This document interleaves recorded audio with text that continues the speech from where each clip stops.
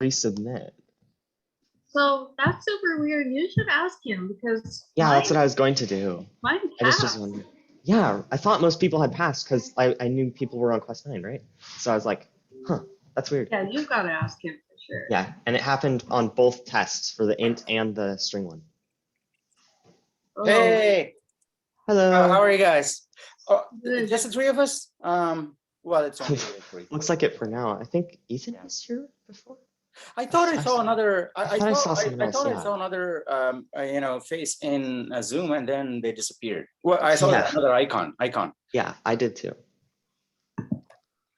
Yeah, Well, I hope I didn't scare them off or something.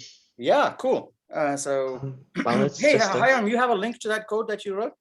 Oh yeah, of course. Okay, what we can do is we can just pick that up and do more stuff with it. This time, hopefully we don't have to talk about pointers to, random stuff. We'll actually talk about pointers to that node thing that you created. Yeah. So I ran into a problem in submitting my quest 8. Oh, in quest 8? Yeah, because I made underscore the data a private value, just like you asked for, but in the tests program it said return. It said that something tried to access that underscore data directly without using get data. And no one else has had this. Is this your last submission? Is this the most recent submission you did? Most recent submission, yeah. I'll take it. I only did one because I didn't know what was wrong, so I didn't want to like. Hey, can you just show me what the error is? I mean, while we're waiting for other people, you should just show me what the error is. Just a second. I'll just share briefly then. Okay, I'm gonna share really briefly. I hope. There.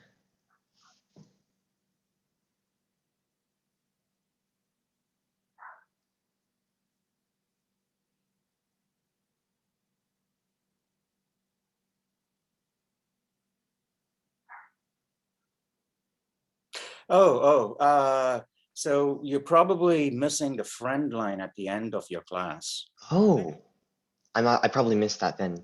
Okay, thanks. Great, that explains why it didn't, because I can't exactly just copy paste into, so I had to type everything out. So yeah, I know. Why can't you copy and paste? You should it's just really hard to do it into the command chat window for some reason. Huh? Because that was just a browser window, right? So you should be able to copy that text from there and paste it into the Zoom chat. Oh, yeah. Okay, I get what you mean. I thought that's what you meant. Maybe were you talking about something else? When you said it's hard to copy paste, I thought that's what you meant. The setup code, like the starter code. Oh yeah. From the PDF. Yes. I deliberately made that hard to copy and paste. Yeah. So I just need to go and look through that again, and then if I add I'm that pretty line, sure. probably Yeah, I'm almost convinced, right? So you probably missed out typing that friend class test. Yeah, I totally missed it. Yeah. Sure, it's right after the string to string. I need it in both, right? Yeah. Yeah. Okay. Great. Thank you. No worries. Fernando, you're here. So you're going to code today, right? Yes. Great. I'm happy to hear that. So not just yet, you can get familiar with it if you want. We'll pick up the link that Hiram wrote last class. Hiram can share that. You guys can chat or something and figure this out. So we'll pick up that link and then start coding into that, right? And then as we're coding, I'll just explain some of these concepts that we're going to be covering today. And it'll all make sense. If not, it's all being recorded, right? So you can always rewind back to the previous class and YouTube. You can go back as many lectures as you want on YouTube. We have every single class recorded, right? So you can go through that and make sure you're up to speed. Okay. So there's a few of us who emailed me saying they want to join today, but I don't see them yet. Yeah. So we'll give them a few minutes to join. In the meanwhile, if you guys have any questions, we should feel free to talk about them, right? And Fernando, you should feel free to just click on Hiram's link and just check out the code so far, what he's done. Look at the comments and the code, because that, and then I don't know, do you fork it? How do you do this in Replit? So do you fork the code like in online GDB, or do you copy and paste into your own? I don't know how that works. What? In Replit, if Fernando needs to edit your document. Oh, he can just edit it. He can just edit it like that? Anybody with a link can edit your document? Yeah. Wow. Well, it's like an open Google Doc. Wow. Yeah. Okay. All right. I didn't realize that. Yeah. All right. Oh, but you had to explicitly enable this, right? Explicitly open it up to the world, or is it any document you create is open to the whole world? Any Anyone who has document a I link create is open to view, but I made if you make a link to like share, then everyone can edit it. Oh, I see. That has the link. If you explicitly make a link.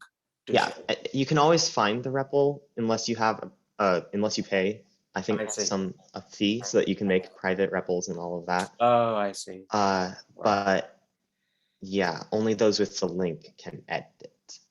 Cool. That's nice. Okay.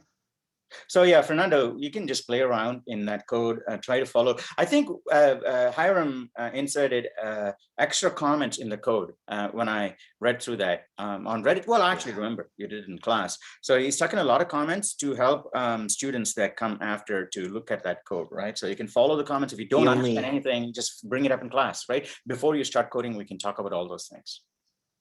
The only downside of using REPL is that it wants you to have an account. No, I see. But I thought, there's no anonymous mode anymore. Last year we were using Replit, right? So yeah, in fact, if you look at our last quarter videos, we were using in anonymous mode. So yeah, why would they take that off? You know, I actually found an article on it really recently. They removed it because of Google starting to charge for reCAPTCHA. For what capture? reCAPTCHA, because for the reCAPTCHAs? Yeah, they were starting to charge people to use their reCAPTCHAs. So that made it so that it's like you can get it from anywhere. You can get it from a university, these reCAPTCHAs, right? Probably, lots of free. I don't remember exactly what it was, but I do remember that for sure.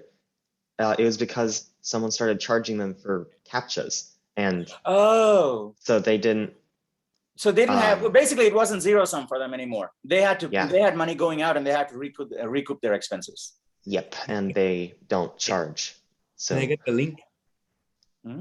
Oh, the link? Yeah, I can get it from the Reddit post. It is on it's on a Reddit subreddit too, Fernando, right? Yeah, so you gotta I can just post in our chat. blue sub.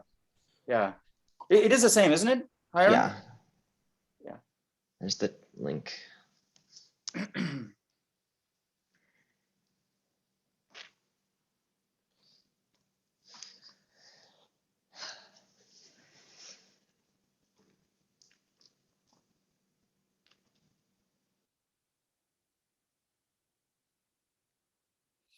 Okay, well, we can just, you guys should just chat, I don't have anything specific to say unless you guys want me to talk about something in particular, right? Something that we missed maybe, right? So maybe a particular concept that, like destructors or constructors, right? We just happen to talk about it later, and statics. So if you want me to talk about something in specific, I can talk about it. Otherwise, I can just blend into the background until, I don't know, for about 10 minutes. I can mute and step away. And you guys want to talk for about 10 minutes or so? And then we can start. Hopefully we'll have a few more people then. Yeah? Is that all right? Do you want to talk about stuff already? Starting now, do you want to talk about, C++ and things like that? And I'm not getting anything from you guys, there's only 5 of us and, nobody's replying. So just let me know if you want like 10 minutes to just keep chatting, random stuff. It doesn't have to be tech even, right? I don't care. Just remember it's being on, it's being, it's going to be on YouTube, but yeah, so you can do that and I can come back in 10 minutes. Yeah, is that okay? All right, I'm just going to be here. Okay. In fact, you know what? I'll turn the monitor around so you can look at the hummingbird. maybe. I don't know Wow. if he's still here. Where's he gone? I don't know. Must be somewhere. All right, I'll be around. Okay, just call out to me if you need. But talk. I'll be listening to you, so you can talk about stuff that is still perplexing, maybe something. Not Quest code per se, but that error that Hiram brought up, that was okay to talk about. Any kind of stuff. And just make a note when I come back, I'll answer all those questions. Yeah, okay, cool. So I haven't gotten a chance to watch What I Missed Tuesday yet. So I'm a little iffy on asking questions. But why would you ever make a new int since int is primitive? I don't know. Why would Okay, you so new is an operator that reserves memory. So like why? okay, so let me see. Normally variables are made on the stack, right? So Mhm. you just get a variable with the name on the stack, which is like the specific program memory.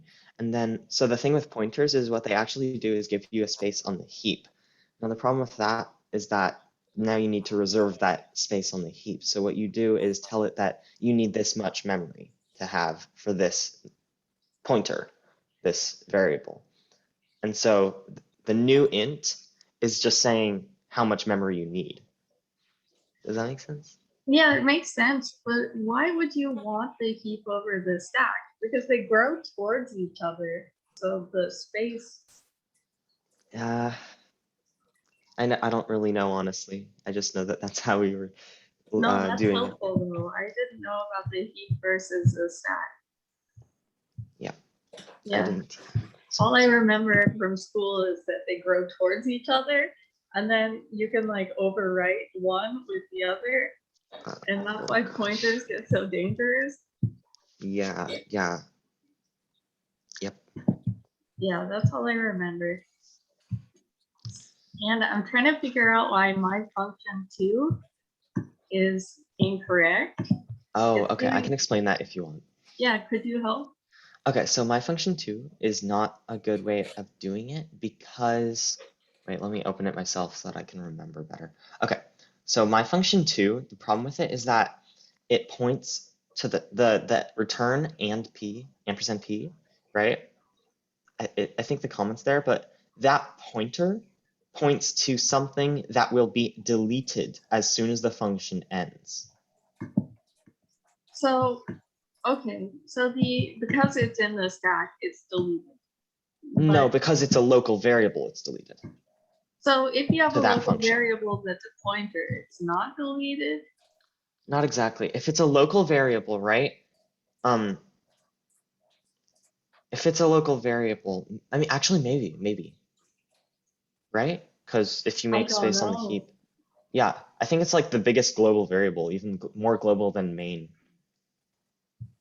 Maybe that's why you want to use it, but I can't really see why yet. But anyways, my function 2 doesn't work because you make a local variable and then return a pointer to that local variable, which will be deleted as soon as the function ends, and therefore it'll return nothing in invalid pointer. Is that because like when you exit, you're slowly going down the stack as you exit? It's because when you exit a function, all of its local variables are deleted. Okay, for my function, you return p, and p is a pointer Yeah. to 1729. So outside the function, you can access p. Yeah, I think that's because as you said, the int star p equal to new int is setting up a space of memory outside of like all of the functions, just a very, very true global variable. Okay, I see And what then you mean by global now. Star p equals 1729 then puts that in its space, and then returning p is just saying that you're returning the pointer to that space. And if you access that space, it's still 1729, right? Yep, because you didn't delete it. And that's the other thing. So you have to delete the p after calling my function? If you want it, well, Yeah, now if you go down to like where we do all the cout statements, right? Yeah, Okay, so the first one that's with my function in between, right? It makes the problem with that is that it leaves that 1728 behind. got it. So you have to manually get rid of that space on the stack Ouch. once you're done with it. So you have to say delete P. Okay, that's pretty dangerous. Yeah, exactly. That's what we were worrying about. And then my function two, we had to comment out because it just makes a segmentation fault that makes it so that your code can't really run. So yeah, Let we me just see got rid of that. 3. I'm gonna run the code. That might help because I haven't run it yet because it's on replete. So I was like, Oh, yeah. no, I mean, but I'm logged in, so I can run it. Okay.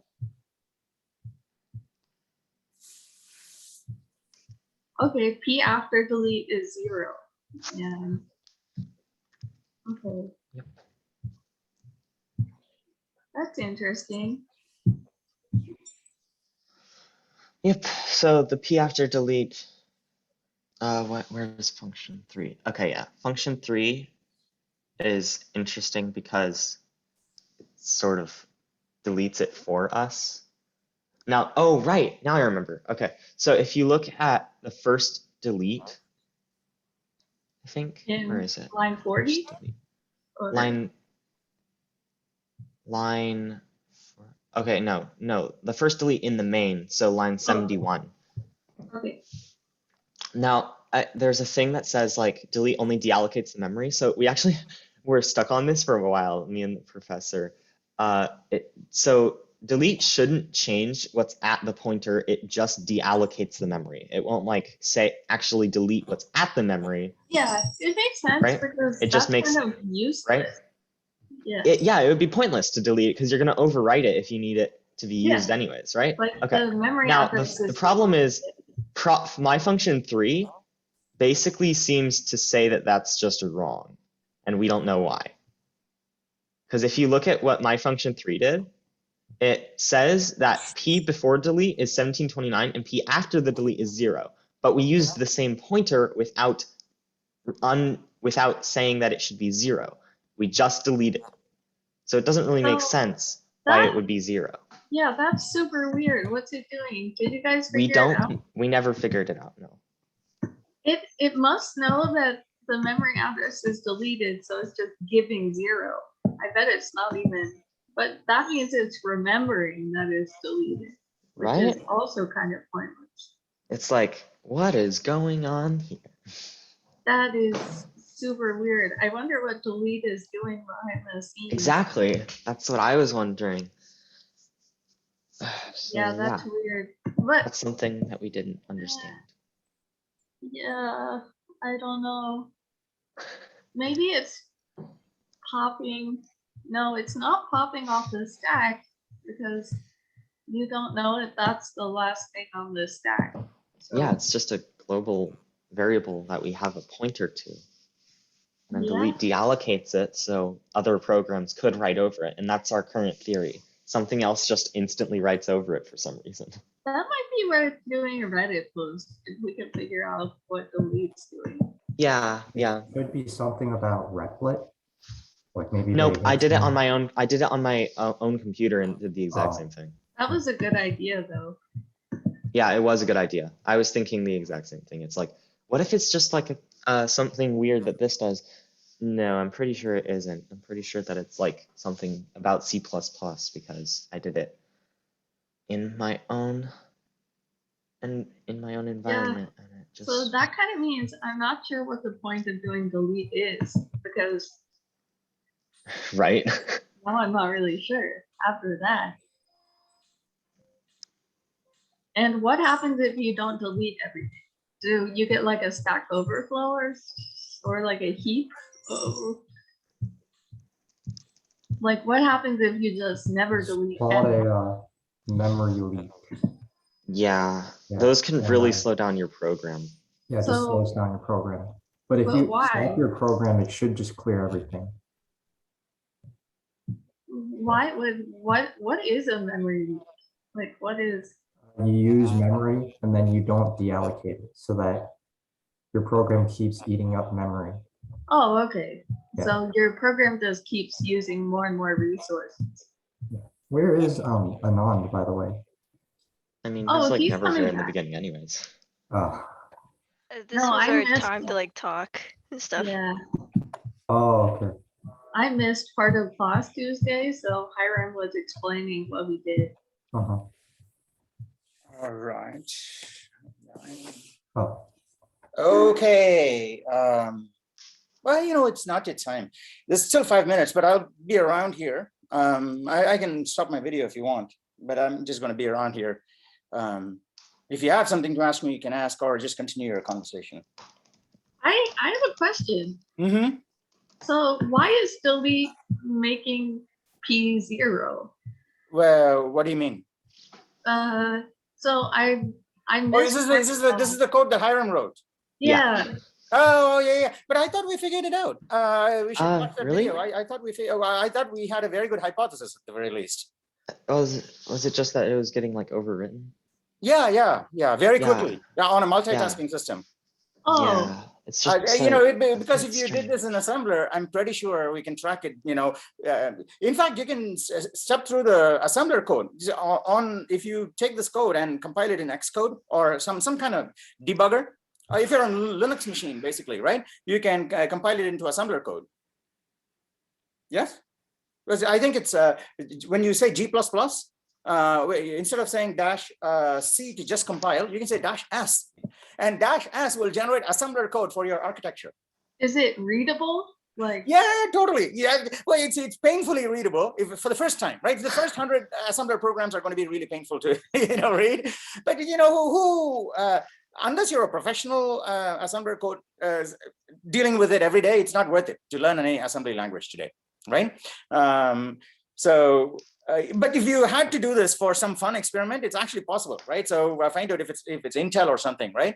You just go to Google and type in Intel Pentium P7 or something like that instruction set, okay? And then you'll get this 200-page document. Now, in those days, I think before I started learning computer science, I think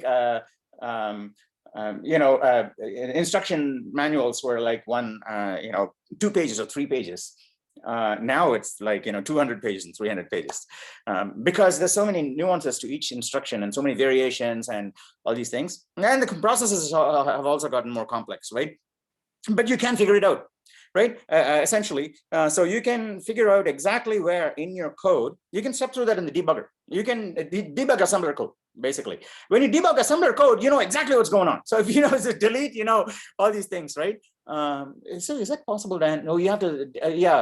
Oh, I see. You have to use a debugger which can step through the runtime operating system library, because it's going to go into memory allocation, the memory map and memory allocation and things like that. Yes, because you're going to when you say new, give me a new integer. Right? What does the compiler do? The compiler can give you a new integer because it's on the heap, and the heap is not managed by the compiler. The heap is managed by the operating system, right? So the compiler can't do shit. So it'll basically say, okay, hang on a sec, I'm going to ask the operating system, right? And I'll give you those 4 bytes. And the operating system says, okay, here's the 4 bytes, but make sure you tell me when you don't need them anymore, because I got those 4 bytes from the general pool, right? And so at some point, the program has got to say to the operating system, okay, I'm done with those 4 bytes. That's your delete statement, right? So you tell that to the operating system. And then because it's a multitasking system, after you delete, your next statement might be a cout, right? But because it's multitasking, you're not, unless you're, stepping through it each, in a non-time sharing system, right? Some other code is going to be executed before your next cout is going to be executed, right? Because the way that these big computers handle multiple tasks simultaneously, or give us the illusion of all of them happening simultaneously with a single CPU, not really single anymore, but technically with a single CPU, you can give the illusion of having 100 different CPUs, right? All you have to do is time multiplex. You're going to say, well, you give me 10 jobs. There's only one guy in this house, but that guy will do the job of 10 people. But you can actually tell other people that, I have 10 people in this home, right? And then you get the jobs, and then you time. So you can basically say, you do basically chop it up. You get the first 10 seconds of the CPU, right? And the second 10 seconds, I'm going to take all of that state and save it somewhere, right? And shift the context, right? Take you to another world. That 10 seconds, and you keep on rotating. You have a ring, and you can keep on rotating and say, okay, Hiram's program for 10 microseconds, Madison's program for the next 10 microseconds, and keep rotating. And so Hiram says delete. Right? By the time Hiram comes around to saying, see out, a whole lot of things have happened. But you can technically prevent that from happening, I think. Right? So this is, I think, it's going to be a really juicy opportunity for you to do. I don't know, but it's ripe for research, because I'm pretty sure it's not high hanging, it's not low hanging, but there's tantalizingly middle hanging fruit here.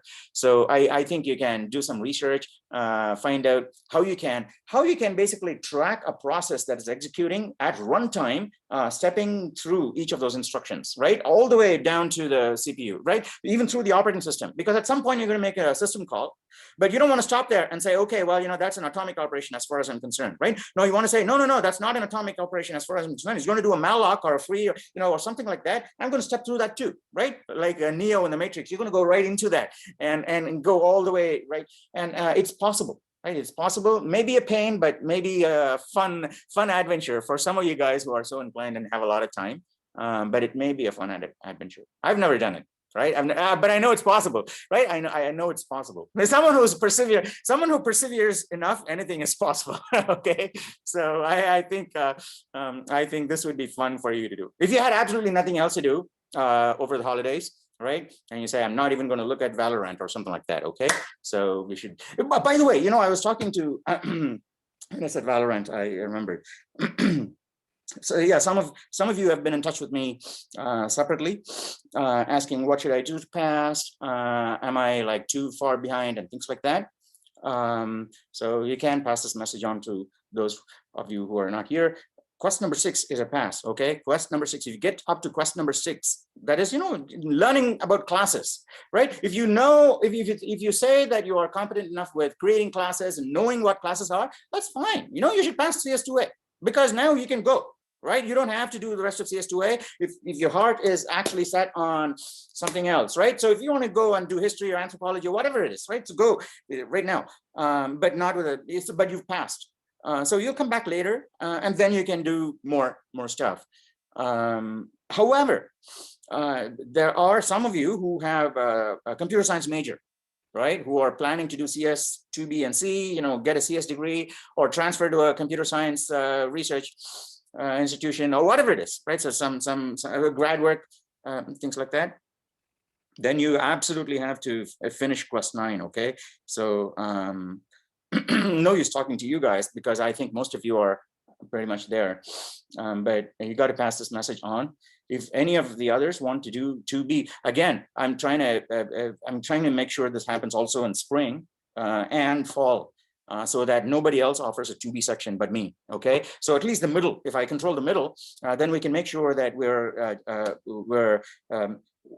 that we can make sure that students will in fact learn something solid at the end of 2C, right? Because otherwise 2B, I don't have any control, right? And lots of students come in and drop. And so 2A and then 2B, now people will know. If you want to do 2B at Foothill, you actually do need to know your stuff. And well, it's not like it wasn't like that before, but I think that some measure of corrective action needs to happen after something like a pandemic, which has reset people's mental states. Right, I think the expectations are different now, and something drastic like this needs to happen. I think to force people to say, okay, that's not reality, right? So let's. So yeah, it's going to be hard for some students, I think. But I think it'll be worth it. Okay, so yeah. If you want to do 2B, there is no way you can handle 2B unless you have done quest 9 because you don't have to do my section. Right, you don't have to do my section. All I'm saying is that if you did someone else's section, that's fine, but you have to go all the way to the end. I know a number of instructors who teach students all the way to the end, but they don't even know, right, that students are dropping off in the middle. Right, because they don't have some tracking mechanisms in place. Because even for me, it's a little hard when I figured it out initially. But I don't know. Different people have different ways, and I didn't know for a long time. So many students, maybe some early adjuncts, right? So they don't know. And so they don't end up, they end up giving a good grade, not just pass, a good grade, and clearing the student for higher studies in computer science, when they should just be a passing student who is happy with computer science but doesn't intend to make computer science the center of their universe just now, right? So a lot of people don't distinguish between the two, and I want to make sure that students know that, because that is also useful, I think, for students who want to pursue computer science, right? So they'll know, all right? So that, you know, this is the amount of work that's needed, but this is what I get out of it. Because otherwise you never get to know what you get out of it, right? Unless you put some work in, you don't know what you get out of it. And so, and then I would basically miss out on the interesting part of you know, a student's intellectual development, right? So the interesting part is when the student actually gets to what they get out of it, right? And they have that epiphany, or say, wow, I can do this, right? When that awakening blooms is when a teacher gets a high, right? And say, wow, that's fantastic, isn't it? Because it really is contagious. So to know that something is possible is actually a contagious thing, because I've enjoyed it. I never thought someone else could enjoy it this much, but someone did. And I saw that, and I felt that too, right? And so that's what every teacher is looking for, I think. And so yeah, so if I don't push you, if I don't, you know, push you, some of the students anyway, not you maybe, right? Some students all the way to that end, I will basically, you know, I'm shortchanging myself, because I'm lessening the likelihood that I will be around when they get jazzed up about computer science, when that epiphany happens, right? Because lots of really cool things happen, right? So one of my past students is now working with me. I'm trying to guide him through some code. Incredibly interesting, beautiful project, right? So fantastically useful and a free product that he's developing, I think, right? And it's a pleasure to work with him, right? So there's a deep knowledge of computer science and algorithms and what a product needs to have and things like that. And you know, it's very nice to know that, you know, some students actually do get something out of this, and know how to do things, right? So because it's power. So when you know how to do things, it's not power over other people, but power to say that I can now be happy, right? If I can make my own happiness instead of having to buy it or depend on someone else, I can just make my own happiness, right? So then, you know, you can, and I think that's the way you can basically say, you know, this skill is really useful to me, right? Because it's improving the quality of my life, and it does, you know. I mean, it doesn't have to see computer science or C++ or whatever it is. I don't think it has to improve the quality of everyone's life, but it can improve the quality of some people's lives, right? Who are interested in it. Just like math can improve the quality of someone's life, art, you know, painting or something like that. Each thing can improve the quality of someone's life. And I think computer science can improve the quality of so many people's lives because it's so easy and cheap. And all you need is, like, you know, mathematics, right? So you just need to sit in a corner and just close your eyes and you can do it. And so that's why I say it's cheap, right? Because otherwise, if you want to, you know, experiment with you know, interplanetary travel, you got to put in a lot of effort, you know, like join SpaceX and all these places. And, you know, or, you know, Lockheed and build, you know, this is too much investment, money, and so many things that can go wrong. But, you know, with experiments in computer science and math or logic, you're not, you know, what if something goes wrong, right? You don't care, right? You can just rewind and try something else, no cost, right? And that is so cool. And that's why I say this is a really cool and a nice field. Not only for, so and the nice thing about it is that it doesn't have to be restricted to, you know, wealthy families or wealthy nations or wealthy civilizations or wealthy at any given point in time, right? Anyone can do it. Anyone, right? So all the way to Euclid on a, you know, or pebbles on a beach, anyone can do this, right? So, and that's what makes it so attractive. And mainly because the economy of doing this. And if you can find the pleasure in doing it, yeah. So if you can find the pleasure in doing it, that is cool, right? If I find the pleasure in doing anything, I think is really cool. The fewer dependencies that thing has on other people or other things or other resources, the better. Because then you can just keep doing your thing without fear of being stopped. Right? Because if you affect other people, impact other people, depend on other people, there's always a small risk that what you're currently experiencing could come to an end. And so we've got to somehow figure out what is it that I can do, which will give me the maximum amount of pleasure so that I don't have to depend. I don't have these dependencies on external libraries, which I haven't checked out 100%, right? So if I release a product, really, using like a ton of other libraries, and say my product works beautifully only because it uses all these other libraries, I'm beholden to them, right? If they change their versioning or if they change their compatibilities, I'm screwed, right? So, on the other hand, if I say, no, I'm going to do everything in native JavaScript, right? Even then you're screwed really, because, Chrome and different browsers can do it differently. But unfortunately, we have consortiums and, this, you can always stick to the common standard and say, well, I'm going to do this basic subset, which everybody makes in a sense, makes sense for everybody to offer. And so you can do things like that, right? And you can have fun.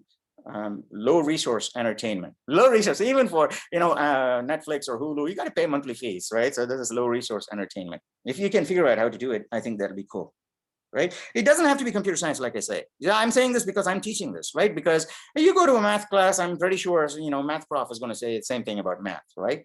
But I don't know if a chemistry prof could say the same thing about chemistry, right? Because they got to say at some point, unless you're doing physical chemistry. No.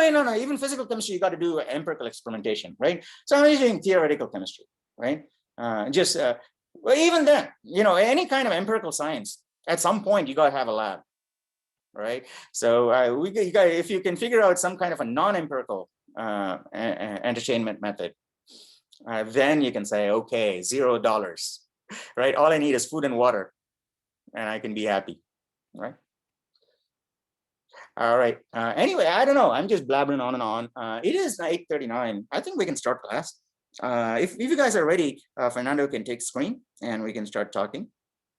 Yeah, and we can start cutting code into that program, and we'll also take a look at that program and answer any questions you may have about it before we start adding more stuff into it. Yeah. And by the way, I think you should absolutely make this a point to make a Reddit post about this, right? Because it's a very interesting phenomenon that, you just have a delete that's so tightly wrapped between two coutts and its value changes. And so at this point, you can only hypothesize, right? What the hell is going on? Because the spec says delete just releases the memory. And so you're hypothesizing. And so that's why it is so nice and juicy to have this conversation on Reddit, right? And he may be a future academic admissions advisor, someone who come across this, right? Who knows? And you can have a really nice conversation. Because really, at the end of the day, it's just, a hypothesis. You can make everything I said before, right?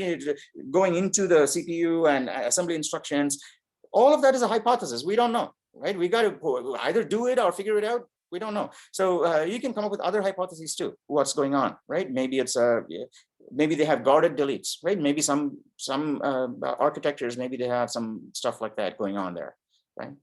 To prevent reuse of memory.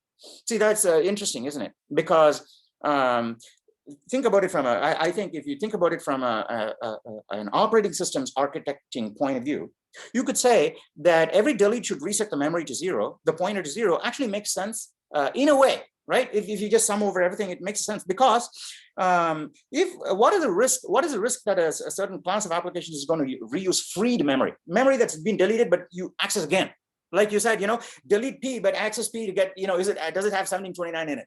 Right? That's illegal access, but you did access it, right? So, but if I wrote into it, screwed, right? So, but if I have to do that for every single location, which means that I have to track all these things, it's harder. How about if I make it easy and say every deleted location, I just set it to 0, and then I just monitor one location 0. Hardware level monitoring of one location, address 0, right? So the software doesn't have to worry about it. Anything that is deleted, it just sets to that location 0, so that if anybody tries to access it, it'll just trigger a hardware alarm. So yeah, I don't know. So that's a hypothesis. Again, see, that's a hypothesis, right? So you can come up with lots and lots of hypotheses like this and say, is there some way I can prove what I said, right?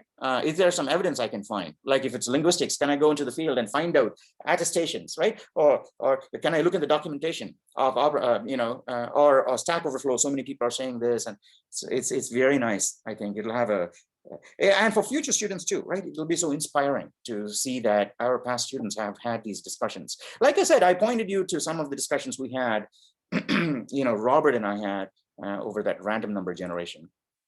It was several quarters ago, right? But a lot of students have actually written to me saying that's a very nice discussion. And I always send them an email back saying, oh, I know it's a really nice discussion, just upvote it, right? But the number of upvotes haven't increased, even though a lot of people have actually emailed me, I think. Maybe not a lot, but I do have people that. So I don't know, people are enjoying the post, but they're not upvoting it. Maybe because they're just reading it without logging into Reddit. I don't know, can you upvote something in Reddit without logging into Reddit? I don't think so, right? I get email and then I don't upload. Oh, I see. I don't know. Because I'm pretty sure that lots of students are finding the past posts useful on Reddit.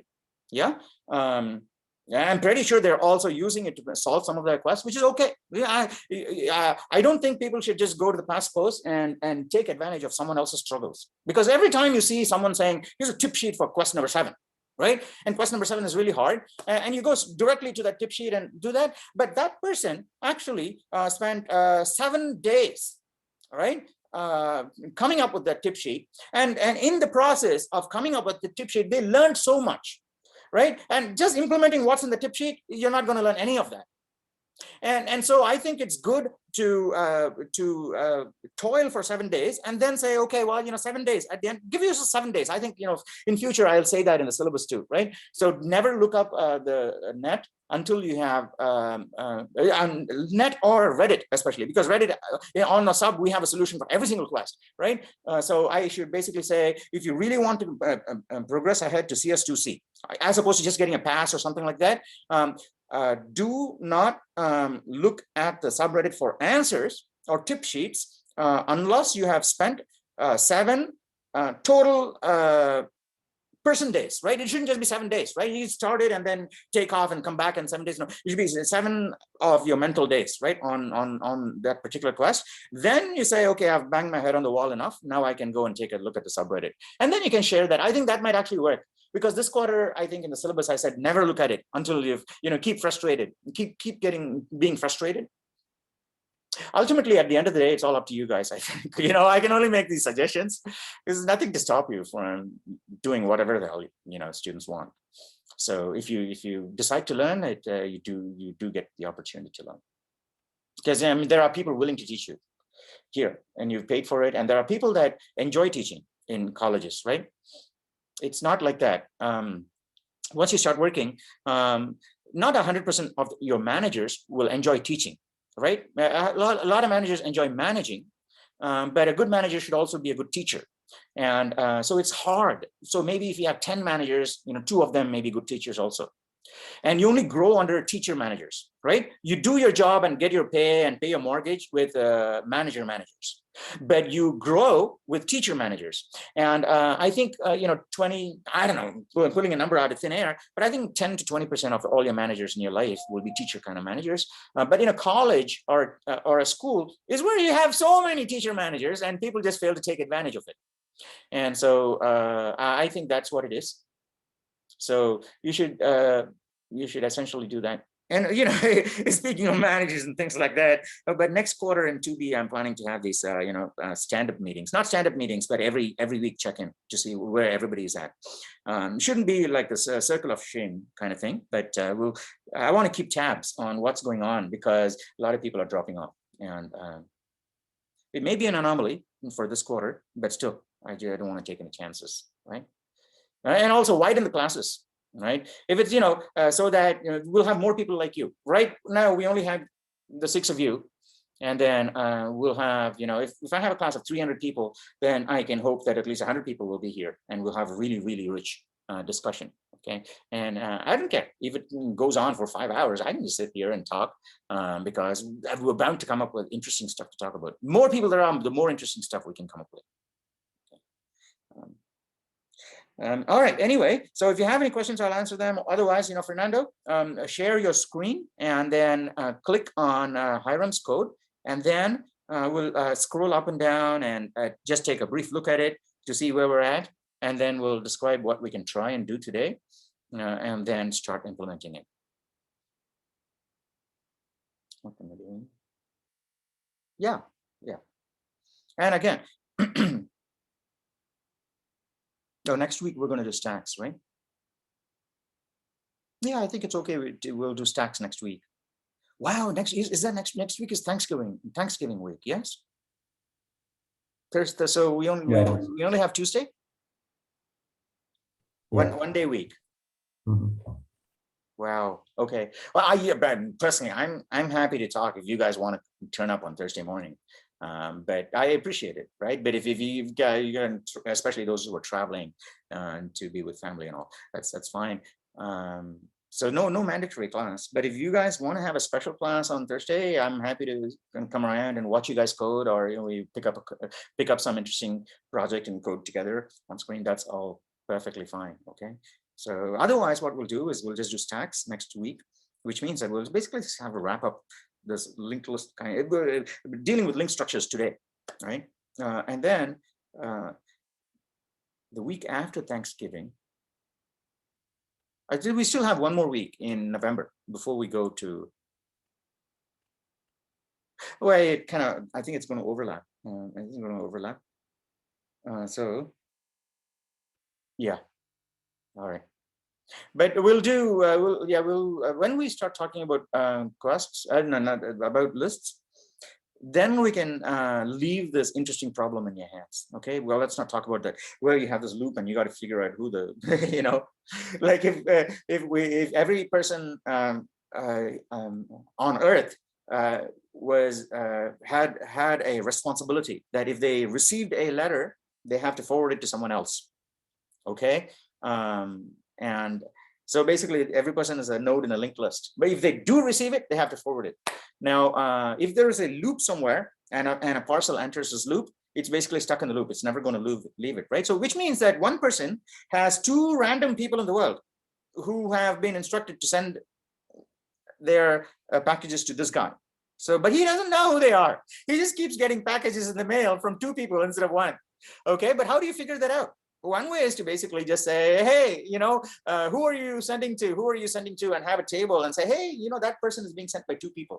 But that's a painful way to do it, right? And because, there's so many people. But there are clever ways to do it. Then we won't do that in class. But after we do linked lists in week 11, you can think about it. Yeah. And keep that as some juicy problem to work on over the holidays. All right, great. So what, Fernando, why aren't you taking the screen? Are you still here or not? Fernando? Hey, what happened? He said he was going to code. Well, I don't know, he stepped out again. Okay. All right. Someone has to code. However, as soon as Fernando's back, they need to hand over to him, right? I want him to code. Otherwise, he's not going to feel comfortable the rest of this class, the rest of this course. Okay. So can someone? Yeah, I can do it. Yeah, Wesley, can you code it in such a way that this is the same replete link, right? Same. Hey, Neil. Yeah. Okay. Yeah, You gotta watch everyone the will get video, all the okay? edits. Yeah, you got to watch the video. And in fact, we talked a lot about, in fact, I talked about, a little bit about what you were saying, well, about passing the class and things like that. Okay. And this is pretty much the same stuff that I've told other people too. So please watch the video. Okay. I'm going to get it open in a, No, don't watch it now. What? Don't watch the video now. I haven't uploaded it. Like, open. So I think Lei is going to take the screen and drive right now. Okay. And then he's going to hand over to Fernando when he's back. Fernando, you got to tell me when you're back. Okay. Fernando, are you back? Okay. All right. We'll wait for him. Okay. So, and someone reach out to him, outside. If you have another channel open to him, not through Zoom or Reddit, reach out to him and say, get back on class. Okay. So, we can get back in class. We got to start coding. Okay. Lei, take the code and share the screen. And, let's do a quick overview of the code that's already there. And that's why I'm glad you came now, Neil. Okay. So we're just looking over the code that's already happened. Hold on. I got to sign in. I'm going to stop the share. Yeah, sure. For a second. Okay, go ahead. Yeah. And it's a bummer that, there is this third-party company that's requiring us to sign in to do this class. Yeah, that's why I shied away from Replete. Actually, even last year when people used it, sometimes it used to pop up with a sign in and sometimes it was free. So I think they were experimenting with sign-in last time. Because I remember like several quarters ago, it was like totally free, right? There was no, maybe there was a sign-in button to save your code, but it was, yeah, there was no restriction. And I think they're basically just switching channels now. Yeah, Hiram had, done some research into this. Yeah. Okay, all right. Lei, did you log in? So what did we do? So we had my function one. Yeah, I'm almost finished logging in. Yeah, all right. So my function one, I think we just did something with, int p. And my function two, we did a new, but the delete was done outside of it, I think, right? I think we. Do you see it? I can see it. Can everybody see it? Okay. Yeah, can everybody see it? Yeah, everybody gave a thumbs up. Okay, all right, great. And in fact, reduce the size of the console so that you have more space for the.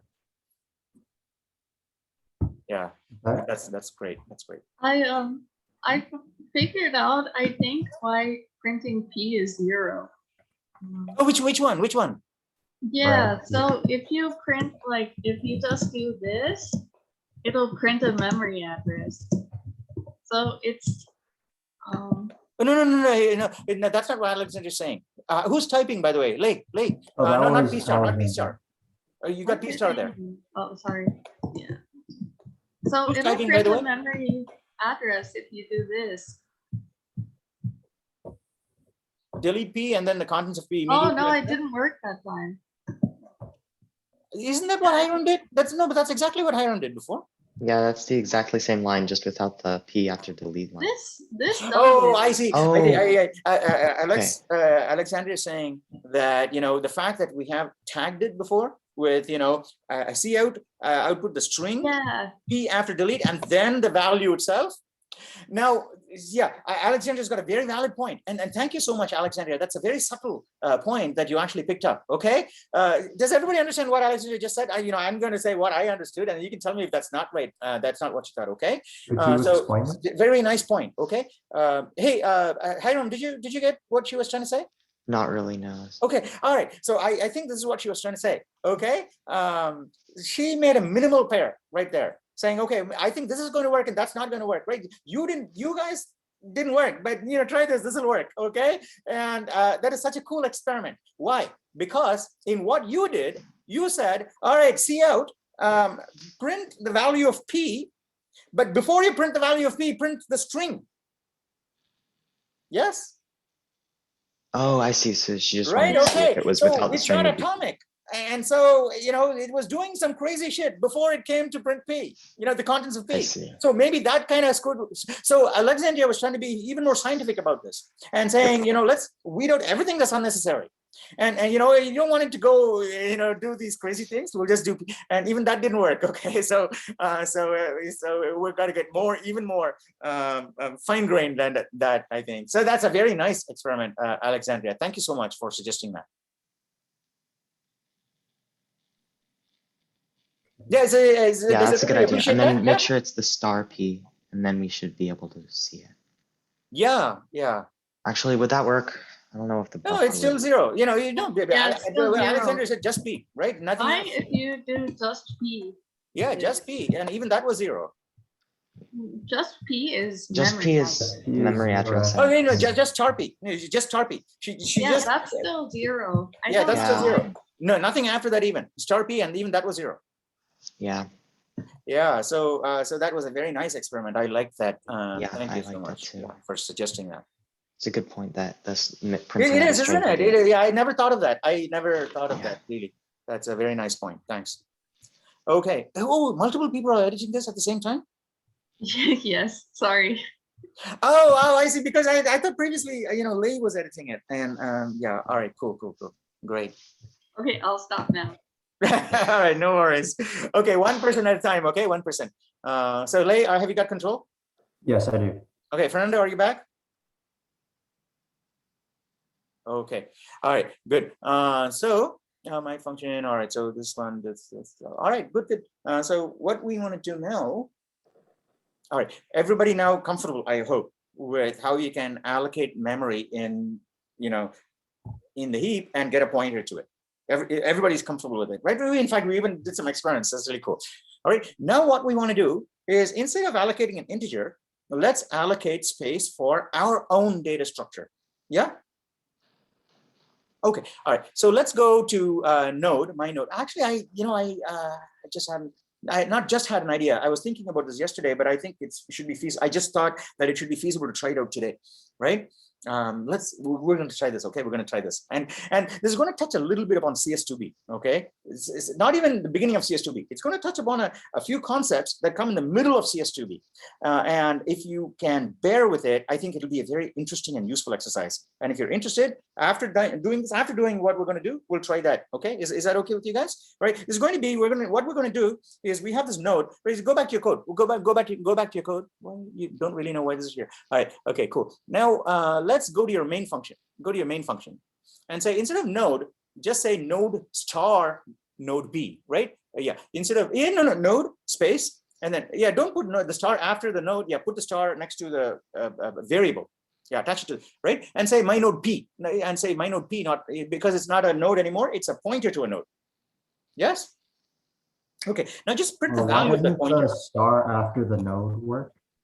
Yeah, all right. So, all right, work? you didn't watch the video. You didn't watch it. We spent 10 minutes talking. Yeah, a lot of people do that. A lot of people put the star next to the node. Okay, and we spent 10 minutes talking about good reasons and bad reasons for doing that. Okay. So I really encourage you. Hiram, was it useful what we talked about? Yeah, it was. Yeah, please do watch the video, or just talk to Hiram. Okay, if you look in the node.h file, there's an explanation for it. Oh, all right. Okay, maybe he's put it in there. Okay, yeah, that's what I said. Yeah, he's put a lot of comments in there. Right, just read his comments. Yeah, thank you, Hiram. Okay, so now what we want to do is, in your main, you allocated. You said my node P is a pointer. Let's just print out the value. Get rid of all the calls to your my function and also, right? That's all, history, right? We're not going to do any of that anymore. Comment all of that out, right? Comment all of that out. So and you can say, no, put a block comment up there and say all of that was Thursday's code. We're not going to do that anymore. In fact, comment at the whole main, right? Comment at the whole main. Get rid of the main. Get rid of a node, that line. Get the node line inside of main. Get rid of the node line inside of main. We'll create a brand new main altogether, right? And comment at this whole main. Right? Yeah. And then we can say, yeah. And then we'll create a brand new main above this main, right? Because we want to keep in context of the node class and things like that. Or do you want to just create a brand new, actually, this is the best thing to do, Lei. Thank you so much for bearing with me, okay? Just rename this main.cpp, put things back to what it was. Just rename this main.cpp as main hyphen 11, what is it, 11.11.2021.cpp? Yeah. Why don't you just make a new file and I can handle it? Yeah, just make a new file. Just make a new file and I'll handle changing everything. Okay. Yeah. Oh, yeah. You mean you can just delete it and we're good? Just make a new file. You can work in there and I'll rename everything and move everything. Great. Thank you. All right. So yeah, just make a new file. Main CPP. Main.cpp is fine. Oh yeah, that's fine. Main. I'll rename this one really quick. Yeah. Main 1118.cpp. All right. Now here, what you want to hash include IOStream, hash include node.h, because we're going to be including node.h. Yeah. The funny thing is, no, it has to be within angle brackets. We have never used an IDE from day one, and we're in week 9. This is pretty close to doing pointers and all these more advanced stuff, and we never touched an IDE. Oh, you've used IDEs in your own time, of course. We never used an IDE so far. Because I used to use an IDE when I was doing face-to-face classes on campus. I used an IDE every single time, right? I used to get into Xcode every time, and it wasn't so productive because I was the one who was doing all the coding. And students never got a chance, and most of them were watching YouTube, right, in the back. So I don't know. I think so. I assume a node. No. That's the node.h is our own file, so it has to be within single quotes, double quotes. Yeah. All right, and so put a blank line after that to main, and then also what I do is I separate the system includes from my own includes for the blank line, so that we all kind of group together. All right, we don't have to use namespace, but you're free to use it because it's a CPP file. All right, just gonna close that. This is. I'll take a message. Okay. Good. Right. So main. All right. So now you can say node, capital node. That is our tape. The tape data type that we created. Right. Node space star node p. Node p is our pointer. Or you can call it whatever you want. My node p, right? And conventionally, people put a p at the end to indicate that the variable is a pointer. So people, when programmers read just the name of the variable, they know it's a pointer. Because we're not going to stick a star in front of it every time it's used, right? So that's why the p helps. Okay, there's a semicolon there. Right now, just do a cout of the value to see what it is, right? Because it's going to be some random number there, some memory address in that computer. Yeah, node p. Yeah, node p. Yeah, just run it. I see. If you run it, it's going to compile as code. You got to go into the thing. You got to go into the go into the console. Go to the console and type it by hand. Right, type it in by hand. Say G++. Shell. And then -o main. That's our output file. -o main. Space -o main. That's it's -o is output is main. Okay. Space. What is it? What main -11, 18. You got to put a hyphen because Hiram put a hyphen. So you got to have the same convention. It's not sometime later. Okay. And then node.cpp. Yeah. Oh, by the way, -o needs a parameter. -o, you need to put a main after that. Main or some, no, not the name of the CPP file. You need to give it the name of the output file, some file that you're going to create. Is there a reason that you like to do the output name first? No, you can put it anywhere you want. Because if I have a lot of source files, it's easier for me to just do the output first. I don't know. It's just habit. That makes sense, I guess. Some people may do it in alphabetical order. Yeah. Oh, no, not node.h. Node.cpp. Yeah, we need. And you need main. You need main. Don't we need node.h? Because nothing's in node.cpp. Node.h is included. So we need node.cpp. No, you need main.cpp, main 11, 18.cpp. You need all of the CPP files which you need, right? Yeah, and then your node.h is included in one of these files, so we don't have to worry. Yes? Yeah. Okay, so now if you run, if you do an ls, you see the file. If you do an ls, you'll see that file there, ls. Yeah, so that's your file, main, right? So main, if you run it, you should be able to see that there's some random, wow. So if you get a brand new pointer, right, which is not allocated to anything, it just sets it to the value 0, which is cool, right? It makes sense too. If you ask for an integer, it gives you a 0 integer, an integer whose value is set to 0, right? If you ask for a string, it gives you an empty string. So if you ask for a pointer, it gives you a null pointer. Does that make sense? I didn't know that.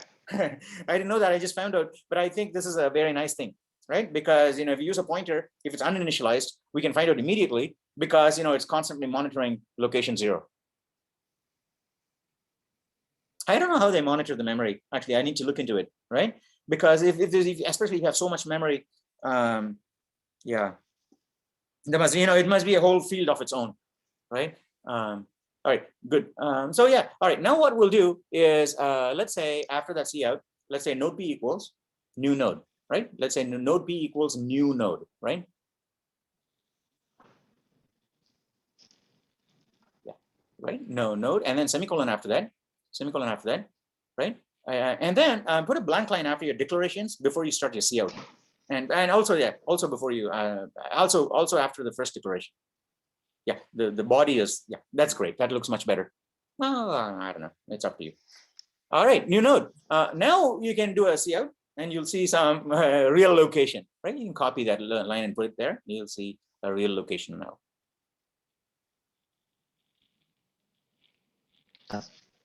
Does it work? Oh, I see. You can't hit the run. All right, cool.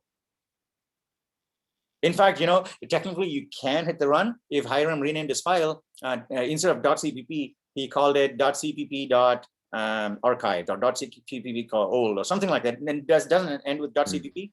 Then if you hit run, it'll work because they're just picking up all of the .cpp files in the directory. I bet that's what's going on. Okay. Actually, can we try that, Hiram? Can you just rename that file to something else? Just a sec. I will rename. Okay, and then instead of .cpp, like .cpp.old, yeah, .cpp. In fact, you can put the date after the .cpp. You have main.cpp .1117. Oh, I see. Okay. Right, and then when Lei is done, he can rename this file eventually next class as main.cpp.1118. Fernando, are you back? Someone ping him, okay? Someone ping him on in some other channel. Okay. All right. So is it renamed? You should be able to, yeah, hit the run button now. I think it'll work. Unable to run the main file. Sorry, somehow there was a copy made. Oh, no, of no, the he doesn't have, original no, no, code. his main.cpp is missing. No, no, don't call it main 1118 CPP, right? Just call it main.cpp, right? It's looking for a main.cpp. Later on, you can rename it to main.cpp.1118. Now it'll work. Now hit the run, it'll work now. It's looking for the main.cpp, it couldn't find it before. What happened? Linker failed. Okay, clang, what is it doing? Okay. Can you increase the size of the console just a little bit so that I can, it's much better. All right, so variable P, no, it's a main address of stack memory address. It's looking at the old file. No, oh, it's looking at the .cpp file. Why? Oh, I thought Hiram renamed it. I renamed it, and for some reason it made a copy without the renaming. So I deleted that. And now it might work. I don't know. Do an ls-l again. The ls right there. ls-l. Oh, that's a good point. Yeah, ls-l. No, ls, not, don't run the program. Just do an ls-l. The ls-la, just to be sure. Yeah. Wow, it's got a lot of stuff in there. Like it's got breakpoints and all. So that looks good. That looks good, right? Now you should hit the run button. It'll work. It'll work. All right. How are you getting two addresses? Oh, wait, no, it's not zero anymore. When you the first cout is not zero. Anymore. So it's not, this is a pointer and it's not initialized to a null pointer. That's interesting. Yeah. I thought it was initialized, which means, you know, do an int, it's a int k and then print k. It's just without initializing it. Int k, print k. Does it actually initialize it to 0? I don't know. Maybe the standard says something. I don't know. You can Google it, right? Yeah, yeah. Right. Oh, even the integer is random. So yeah, so there you go. Unlike in your own classes or other languages, when you ask for something from C++, it's not going to freebie initialize it for you. Okay, which makes total sense, right? Because if you're just going to, you know, initialize it anyway, why waste an initialization? Yes. So that's very nice, very nice. Okay, so that's good. So let's get rid of all of that. Thanks. It's a good experiment, right? If you want, like Hiram, you can put a comment there saying we tried this and that's why, you know. But it's, you know, people can always watch the video and figure out. Okay, all right. So we got our node. Now let's after that node p equals new node. All right. So there you can say cout, and now we can tag it, saying node p, our nodes data equals, you know, that's got to be in, our nodes data has got to be in double quotes, right? You got to tag it with something. Yeah, that's equals, yeah. Now you can just put the equal sign. It's, you know, then it'll fit everything. You can fit everything in, I think. Node p dot, no, arrow, node p arrow, I think, because it's a pointer, you say arrow. Yeah, arrow. And then I think, what do we call it? Hey, it actually auto completes. Hey, get data, right? And then endl, and then change that equals into a, you know, just the equal sign. It'll save you some typing next time. Or you're just going to copy and paste anyway. Yeah. All right. Now, no, one more. There's one more field. Don't run it. Just triple click that line, copy and paste, and then get the next pointer out of that too. Right? Triple click, yeah, copy and paste. You can yeah, Control CV. Yeah, and just immediately after that is fine because it's part of the same object, right? Immediately after that, yeah, okay. And then, yeah, right. And then you're going to say a node p.get. I think, well, what do we call it? Get next. I think it was called get next. Get next returns a point. I think it's get next returns a point. All right. Yep. Now this should give you a 0 for that pointer because our constructor is being called, and in our constructor we explicitly set it to 0, right? So if you run it, you're going to get zeros, right? Run it. There you go. Okay, so zeros, and the reason they're both zeros is because you go to node.cpp. I think it's node.cpp or node.h, one of those files. Yeah, node. All right. In our node.h, we have a constructor for node. Yes, right there. Yes. And that constructor is being called when you create a new node, right? Even though it's being created on a heap, right? It's going to say, well, I got the memory, but someone's got to take that memory and construct a node from it. And so it calls your constructor. Okay. If you want to prove that to yourself, you can always stick a cout statement there saying, hey, I'm the constructor. I got called. Okay. And you'll see that come up, right? And in that constructor, you're explicitly setting the values to 0 and 0. And that's why when you get a fresh node, it's already initialized for you. Otherwise, it's not initialized, just like we found. Yes. Okay, great. All right. So now let's go back to our main file.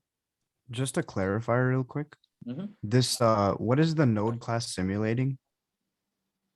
It's just a one bead, okay? We're just going to have Okay. lots of pointers, right? And then yes, it has a data and then a link to another node. That's all. Okay, so is this like if Bare I were to minimum. contextualize this in a larger like idea, would it be similar to like a linked list type thing? Exactly. Yeah, that's Okay. exactly what we're going to try to do, right? All So right. in fact, once you know how to connect one bead to another, it doesn't have to be just a linked list. Linked list is the most simple of all of the linked data structures. But Okay. exactly the same techniques can be applied whether you have one link or a million links, Got it. because you just have to remember where you're coming from, right? Mhm. As long as you know the Yeah. path back, you're good most of the time. All right, so let's right now let's create another node, and then let's create another node, right? In fact, what we'll do here, I can leave this with you guys if you want. Okay, make a for loop. Okay, we need a. In fact, you guys can brainstorm and do this together. Fernando, are you back? He took off. Okay, you got to tell him. You got to tell him that I know he took off. Okay, so he's got to watch this video and last class's video and do these. Otherwise, it's going to be very, very difficult. Okay, all right. So what we want to do, don't do this late. I'm going to describe the problem. If you guys are happy with it, I'm just going to leave it completely in your hands. Okay, I'm not going to talk you through this because I think it's completely you can do this easily. Okay, you don't need me to talk through this. Okay, and hopefully Neil and Lei should be doing more today, because Hiram and Alexandria have been doing a lot, okay, the last few days. Yes? I actually might have to leave in a bit, but I'll stay for as long as I can. Okay, all right. So in that case, well, all right. So Lei, hand over to Neil right now, okay? And then when Neil goes, he can hand over back to you. Yeah? Is that okay? Yep. Are you in a bus, I'll Neil? stop sharing. Okay. Are you okay with that?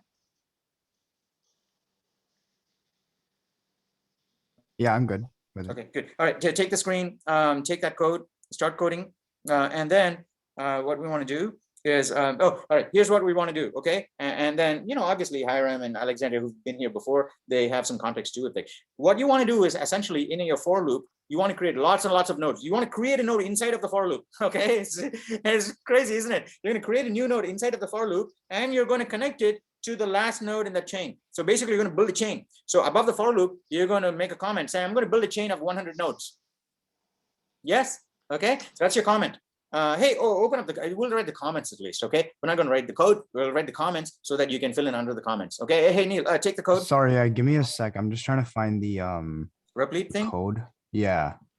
Hiram posted If it. you need the link because it's not in the chat for some reason for you, I can post it again in the chat. It's in the chat. I can see it. It's not in the chat for me. Oh, there it is. Well, yeah, he joined later, and the Zoom Yeah. chat isn't like there if you join late. Okay. Sorry about that.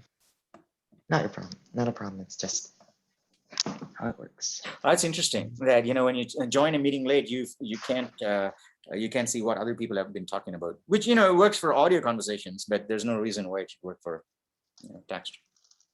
It shouldn't work for text. I can see Lei. Okay. Because if Zoom says I'm going to open up the entire chat for anyone who joins the meeting, it is much easier for people to catch up in the meeting and say, right?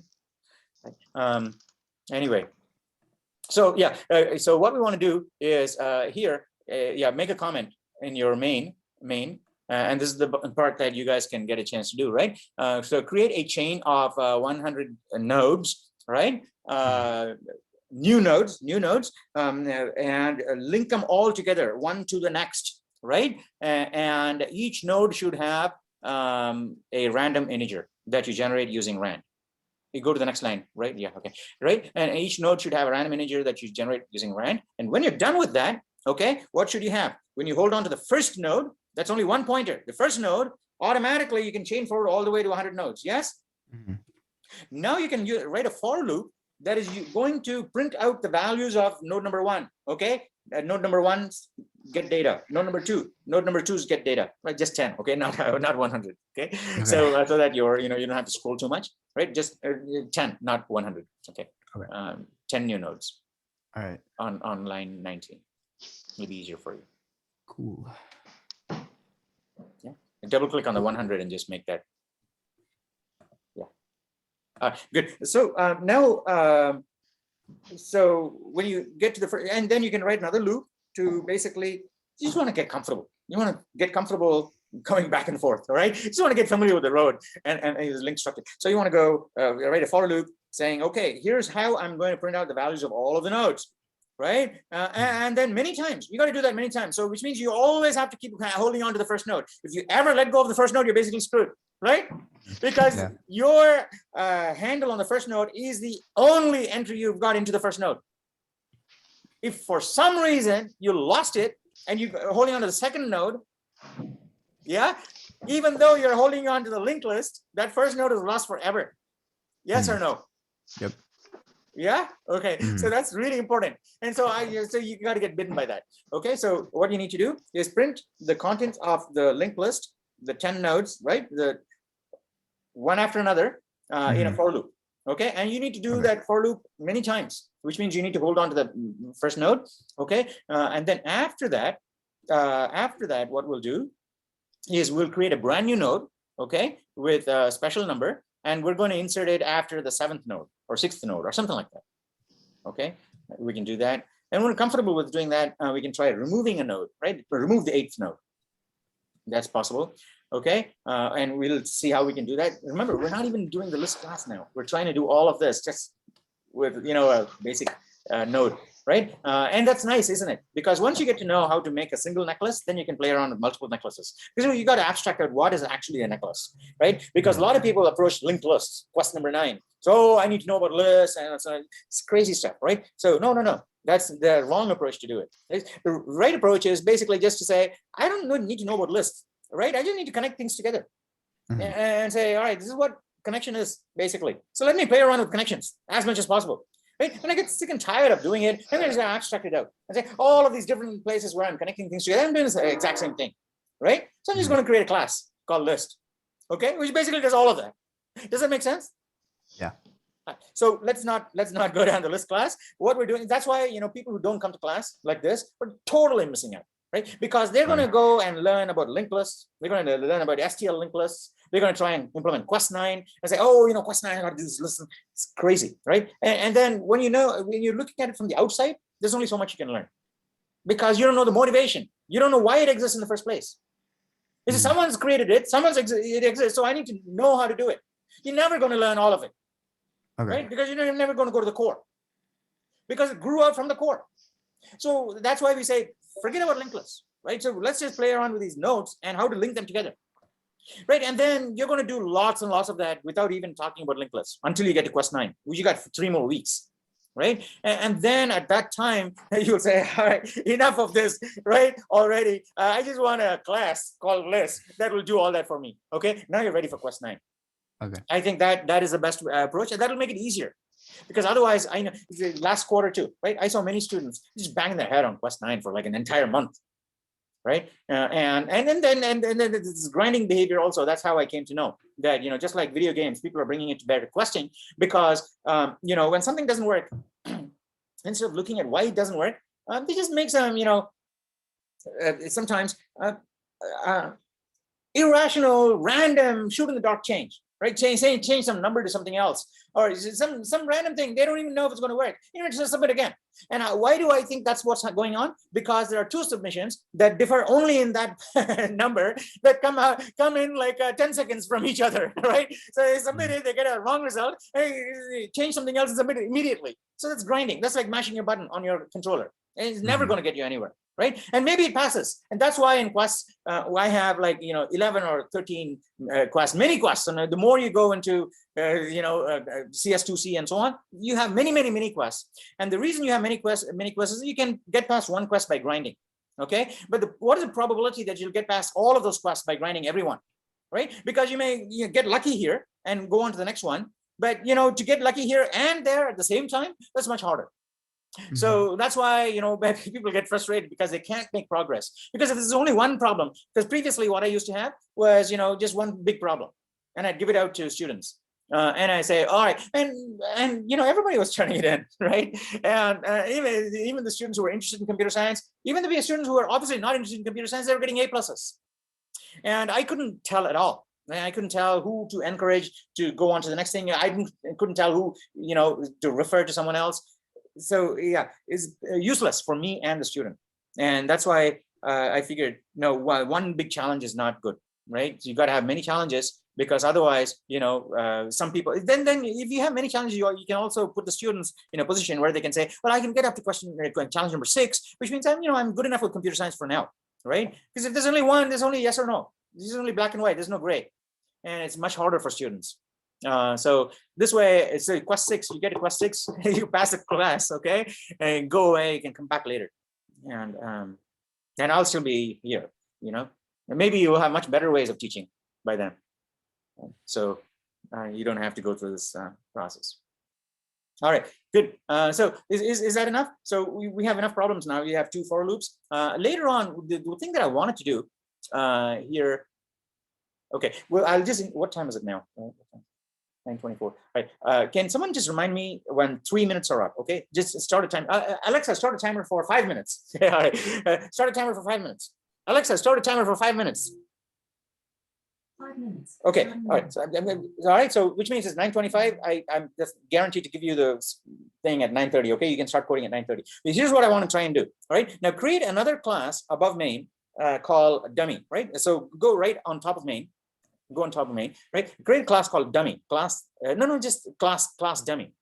So we're just creating a dummy class, okay? Dummy, right? And in this class, we're just going to have an array of 4 characters, right? 4 bytes. Yeah, open parentheses, open. What's that thing called? Braces. Yeah, okay. So inside, you're going to say public. First line. No, not there. No, are you a Java programmer? Okay, so it needs to go. Oh, I see. You can also do it there, but don't worry about that for now. All right. Okay. So on line 8, just say public. Yeah, all right, that's fine. Right now we want to say char, char, and let's say bytes, char space bytes, and then square bracket 4. All right, semicolon. Right. In fact, get rid of the blank line between public, because you only have that one line, right? Yeah. All right. And in fact, get rid of the blank line above public also, because it's such a simple class. All right. Good. And then there's a blank line after. All right. So that's our class. Now, how many bytes is our node? Can someone look at our node? We'll create another class. All right. Create another class called dummy2. Create another class called dummy2. Right. And then this should have a public. This is an experiment. I don't know what the output is going to be, right? I have a good feeling, but I don't know what the output is going to be. And this is going to be interesting for you guys to try it and, reason about it and talk on Reddit also, I think, right? So this one is going to have, we don't know what the size of an integer is. What else is 4 bytes long? I don't know, long could be 8 bytes. Anybody know what a 4 byte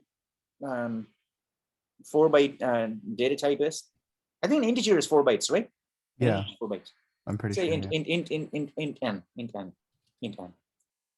All right. There you go. All right. Now we have right, in your main. As soon as you start main, can you really quickly do a size of int? I want to find it. Right. So anyway, before the time is up, what I want to do, forget it. Right. So here's what I want to do. Now in your main, you want to do new is dummy p is equal to new dummy. Right. You got a pointer to a dummy.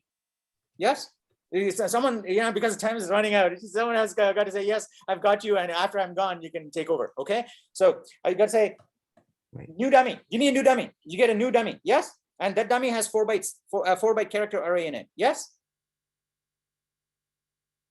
Okay, all right. Now what I want is I want to set the first character to 0, second character to 1, the third character to 0, the fourth character. So you got 0, 1, 0, 1. Those are the 4 values of the 4 bytes.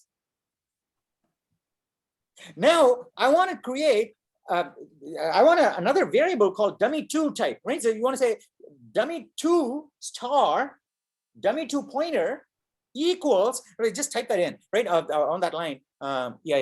So say, you just type it in and you can discuss it, okay? Just type it in what I say, all right? Right. So you say, dummy space, star, DP.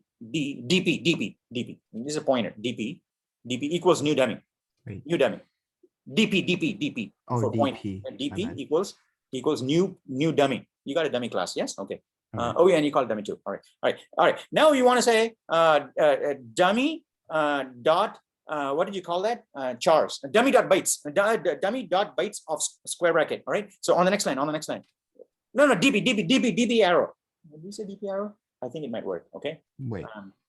Wait, you want me to do this? DP arrow char. What do you call that variable inside that class? Bytes. Square bracket 0. Wait, Yeah, bytes. this?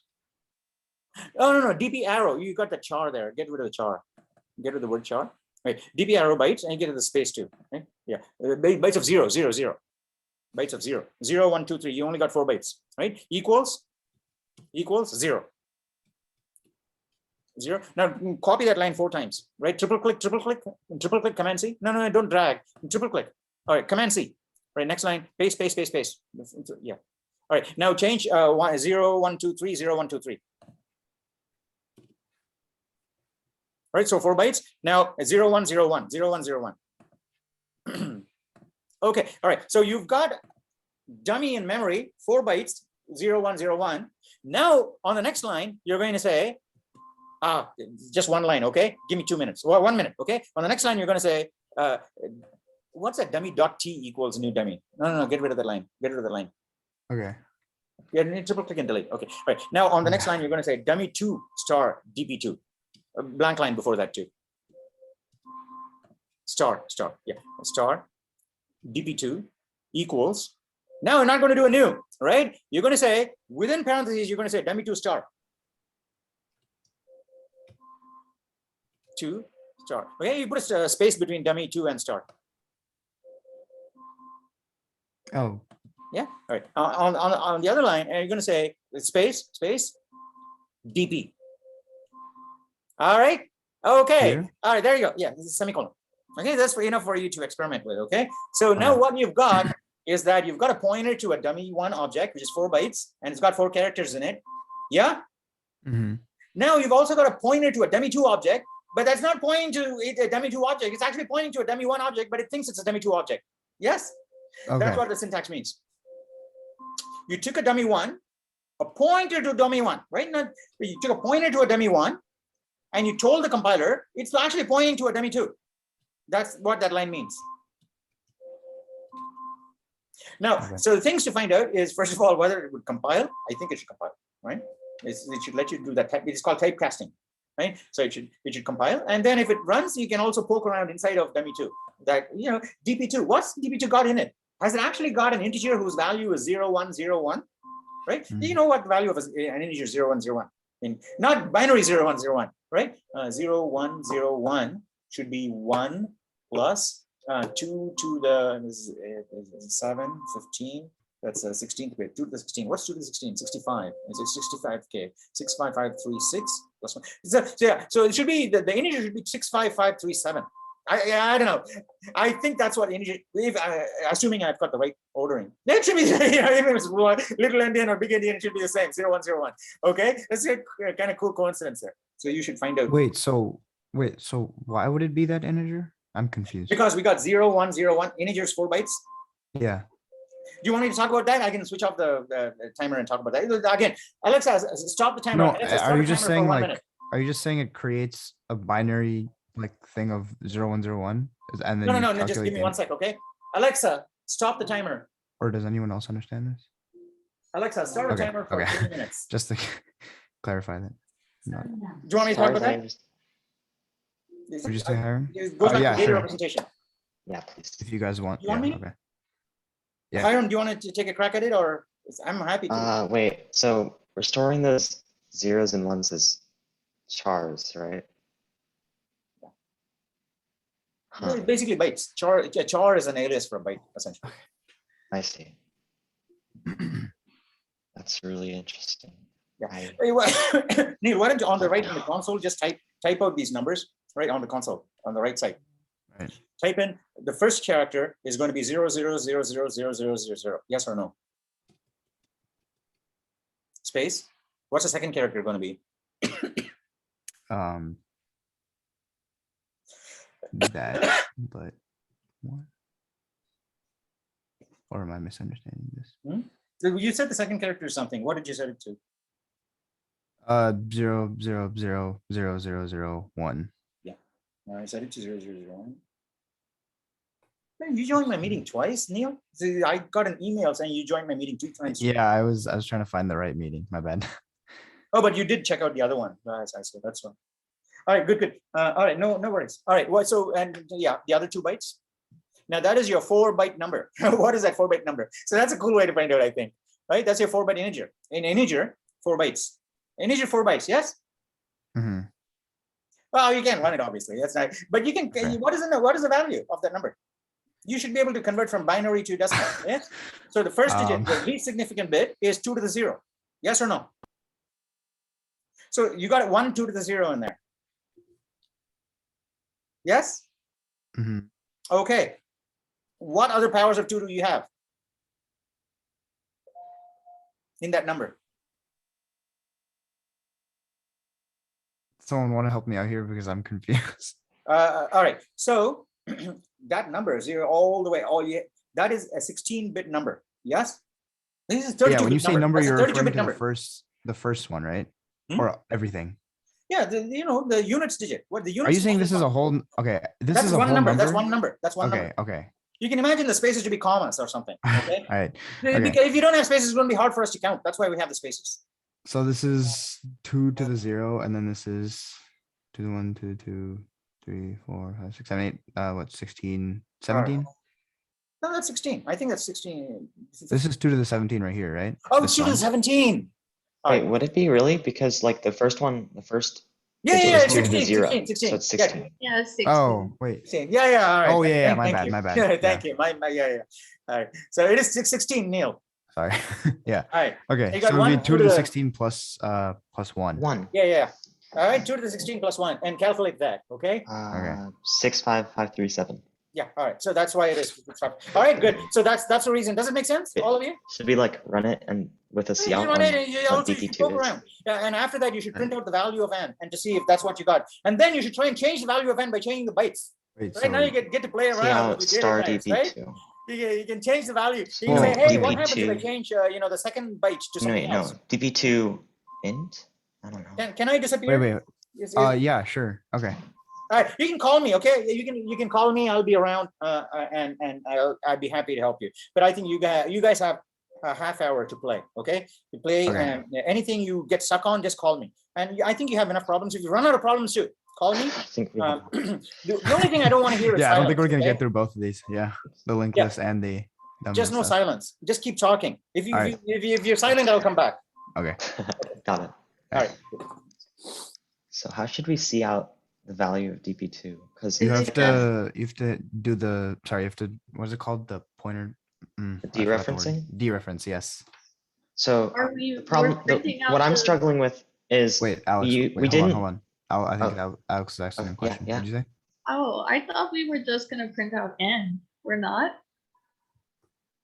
Oh, and Yeah, we're gonna try to print out n, right? So would it be like DP2 arrow n? Yeah. Okay, maybe that would work. I think wait, so. hold on. But Because I mean, we just use DP arrow bytes 0 to set those, so I don't think we need to like dereference or anything. okay, wait. So you're saying what do I do? DP2 arrow n. Okay, I don't think Right? that's just gonna. But that's a public variable stored in the dummy2 class, right? That's not gonna access anything from just dummy class. No, so remember what we're doing is we're looking at we have a dummy class, right? Yeah. With the 0101 in characters, so that and then we're looking at it as a dummy2 object in DP2. So DP2 is a dummy2 object that looks at DP1 like it's a dummy2 object. So we should get, since they're the same size, right? We should get the number that's all 4 of those characters, which is like the 65537 number when we output n, because it's looking at dummy1 object weird. How about, let me just run it and then let's see what's Yeah, let's see what Yeah, happens. I have no idea. let's That's what I see. expect to happen, but interesting. We were wrong. Okay, Something that happened. is not what That's we not did. that's not what we expected. I'm pretty sure this, when we, okay, wait, what the hell? Wait, so when we do the arrow, right? Can you, sorry, can you just explain to me what this does again? It's like the dot operator, like the this dot. Okay, but, okay. I think I'm that's so it. confused. I don't really know what's going on either. No, Yeah. I'm confused. I thought that would work. Let's just Me try too. Wait, printing Alex, why out, did you like- think that would work though? Because I don't understand. Like, I'm literally confused. Can you explain to me your line of reasoning here?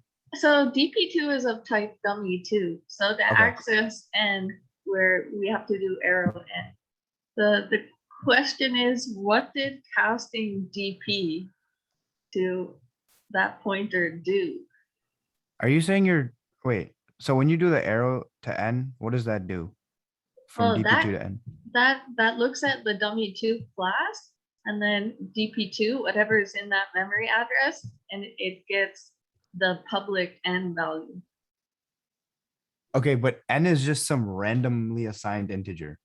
No. Yeah. Because It's just some randomly assigned integer. It's just declared. It doesn't have any correlation to the dummy1 object. Well, right no, now. but look. Wait, Oh, so go what we're on. trying to do, I don't know if our syntax is correct, is that we're creating a dummy1 object, right? And it has its data stored out there, right? In the heap. And then what we're Yeah. doing is creating a dummy2 object, DP2, that just looks at DP and references it as if it was a dummy2 object, right? Yeah. So what we're hoping will happen is that the DP2's n variable will be that long sequence of ones and zeros that you typed out, right? For 8 for each character. But this, we're not, the value of dereferenced DP2 is the address. I don't think um, that's actually like dereferenced DP2. I think that's just Or okay, but the setting it's a up pointer, right? And it's the Yeah. address of that DP holds, right? Or is it the address of DP? Wait, dummy2 pointer. What does this do? I don't know. He just said to Guys, type it. It's like, guys, this is crazy. I figured it out. Okay. what? Okay, so without getting too into detail on why, look up 1010 instead of 0101 in a converter. You get that number. It's because it switched. So it's not 0101, it's 1010 because of big endian and little endian, which you could look up. What's So that? it works. It actually does what we expected. Oh, you're right. What the heck? It does because 777. the Oh, wait, order not- of the bytes. Yeah, it totally is does. right. Oh my gosh. Wait, why So is I only know that because I already like learned this stuff, but it works. Yeah. Yeah, that's exactly it. 2 to the 24th plus 2 to the 8th is 16,777,472. So she's exactly right. But why? I'm guessing you guys are confused, except for Hiram. Oh yeah, for sure. I'm very confused. Okay, I actually have Hiram, to can you- go. This is a Okay. horrible time to leave Oh, because I really okay. want to hear the Yeah. explanation. But Okay, wait, Alex, I can try yeah, really, I'll- really quick. Basically, it's Okay. reading 0101 as 1010 when it comes to reinterpreting it as an integer.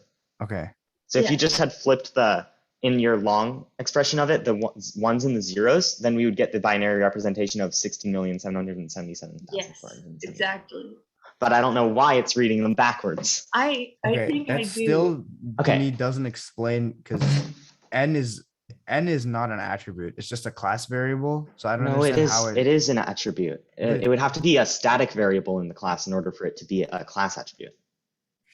Okay. Well, I clearly just need more practice with classes. Yeah, it's That's not. on me. It's a individual. Okay, so I'll just assume then it's just Yeah. convince myself that it's a so. But then, how does it get stored in N? How does the what? It's just reading it as if it was n. It's reading Yeah, dp as if it was an integer. we're It saying reading like, Sounds dp good. bytes as an integer. so we're saying Okay. like the memory address in DP2 is Oh. the memory address of DP. Wait. Oh my god. All right. Yeah. Okay. I'll. They're looking at the struggle same with it. data representation. All Okay. right. Yeah. Bye. Okay. See you Weston, guys. do you want to Yeah. take the Lei? Do you want to take the? Thanks screen? for helping explain it and stuff. Sure. Right. See you, Neil. Okay, Who can wants to I- take the screen? I'll share the screen, but it's Okay. something you guys might be interested in. Okay. Okay. Okay, Or you can let share me it. take the screen really quick. Because we definitely don't have time to do everything, so. Probably not. Yeah. Okay, so this is the Oh, difference. I get it now. I get it. Okay, you got it? Wesley? Yeah. Um, I was wondering the exact same because like we were doing the stack thing and they're like, should you store the most recent variable first or last, right, in the stack? And so I was thinking maybe they just reverse the order in the. yes, exactly. But There we it's way out of scope of this class. Yeah, it totally is. Um, But that's really interesting. Oh my it's gosh. way out of scope. Okay, but it works. So let me just put Yay. a comment. This is actually interpreted. Maybe we could say Canonically. stored as. Stored as. It's like stored as. Stored as 1010. Point to I that. think, wait, is hex This a byte outputs or 7,000. 7?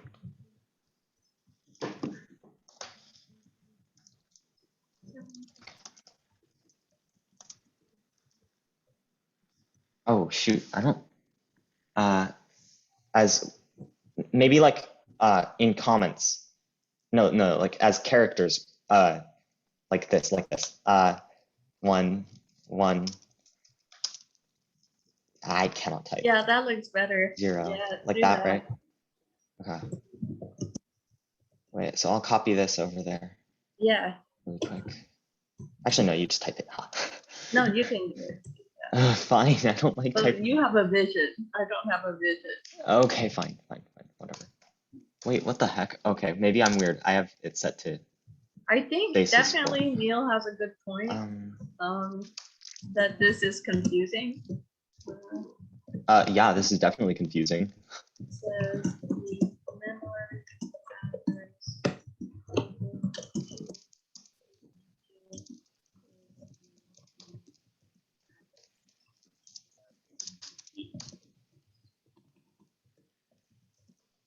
So the content of DP2 is now the podcast. Sure. Does that make sense?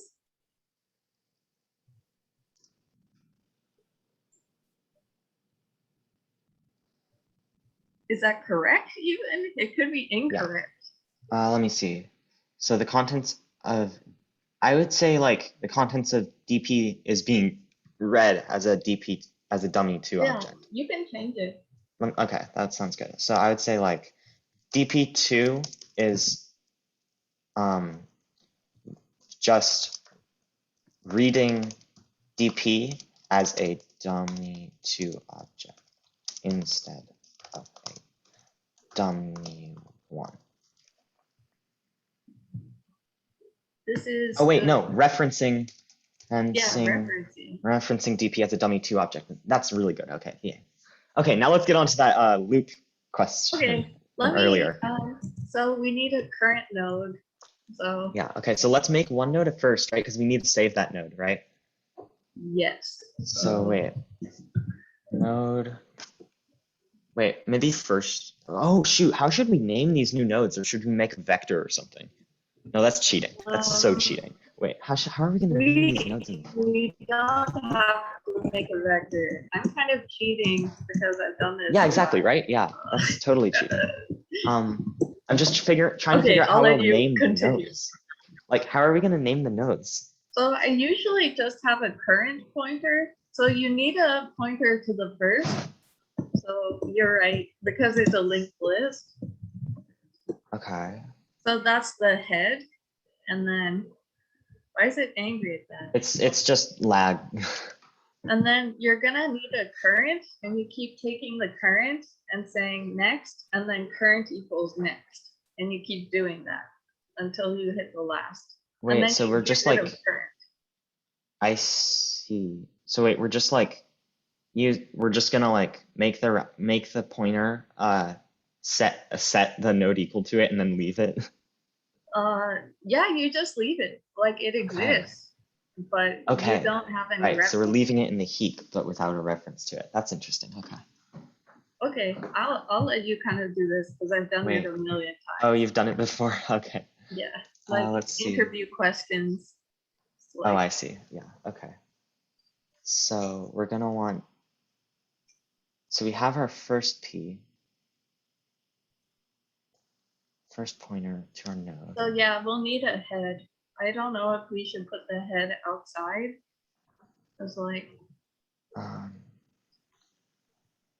was thinking that we should do the head outside, right? So let's Okay. just, yeah, let's do that, and then let's make another one, right? set. Do we have this? Yeah, we do. We have set both the data and the set next too. Yeah, and then you can say we can Oh, and okay. current equals first, right? Wait, what?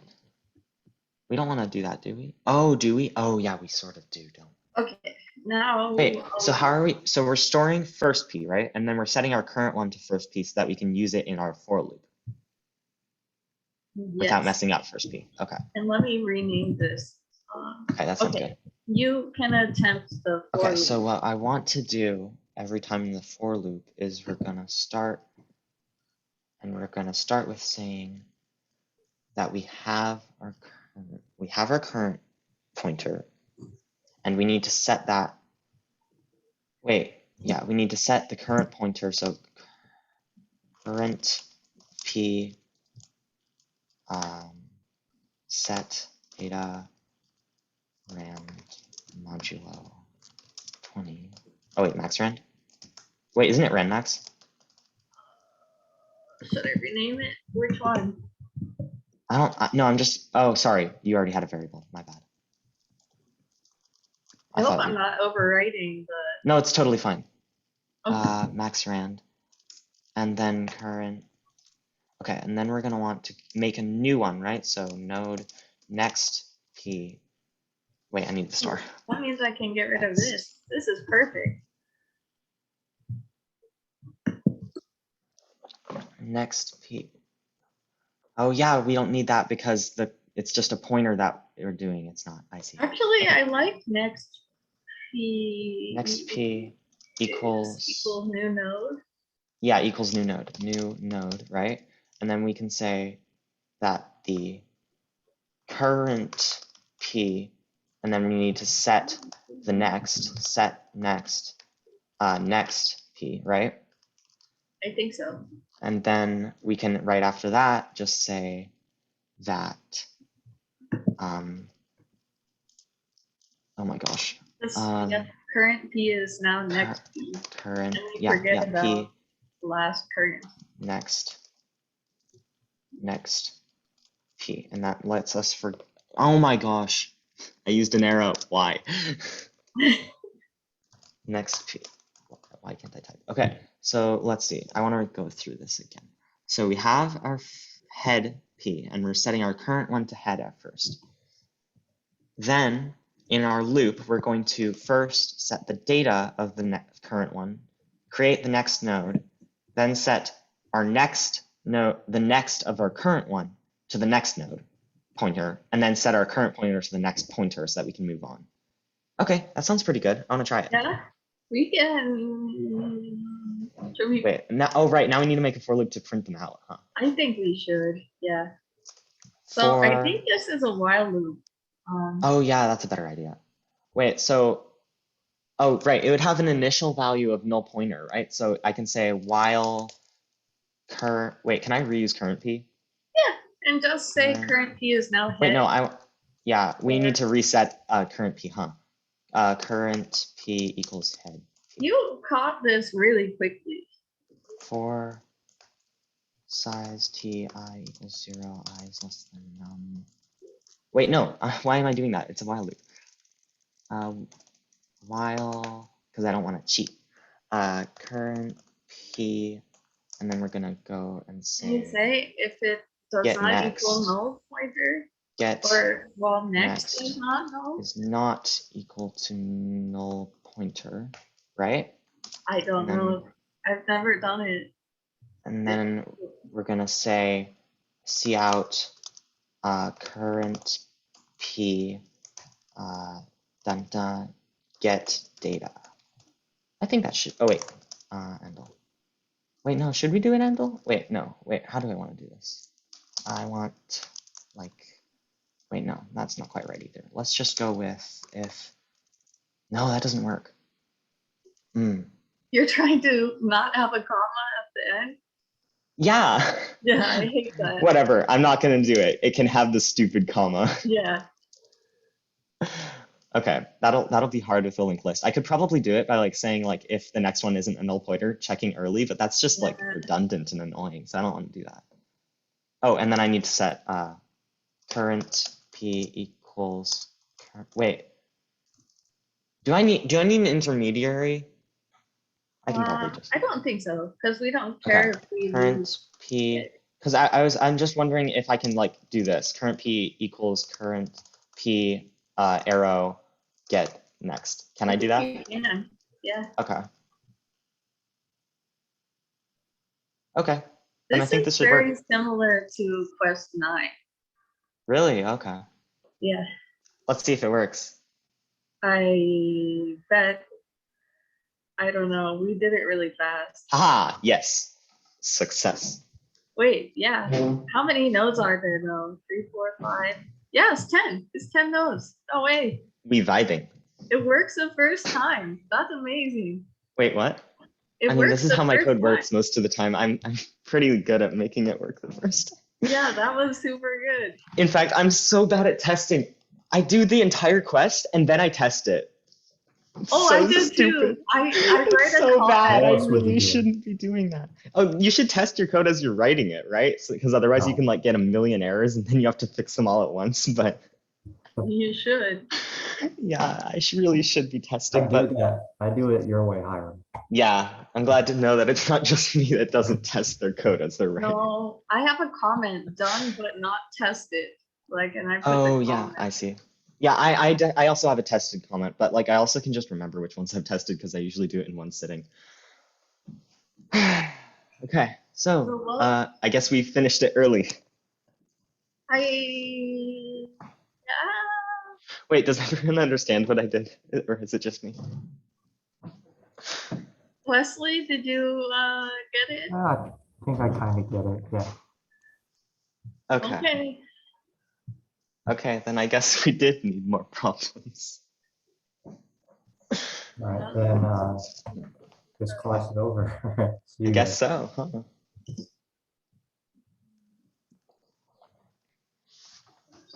Oh, right, I never finished that comment. Yeah.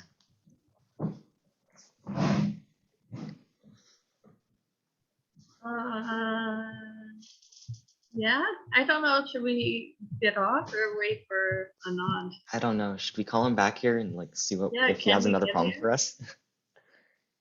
Oi, Anand.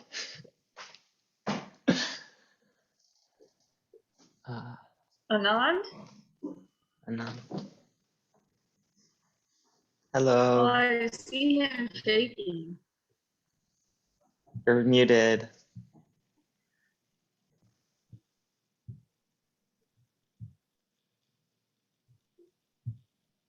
You're still Still muted.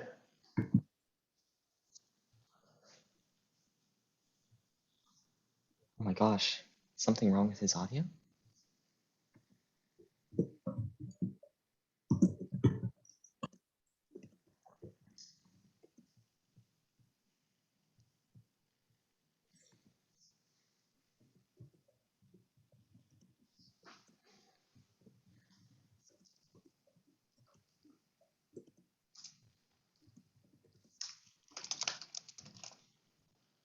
Okay, that should help.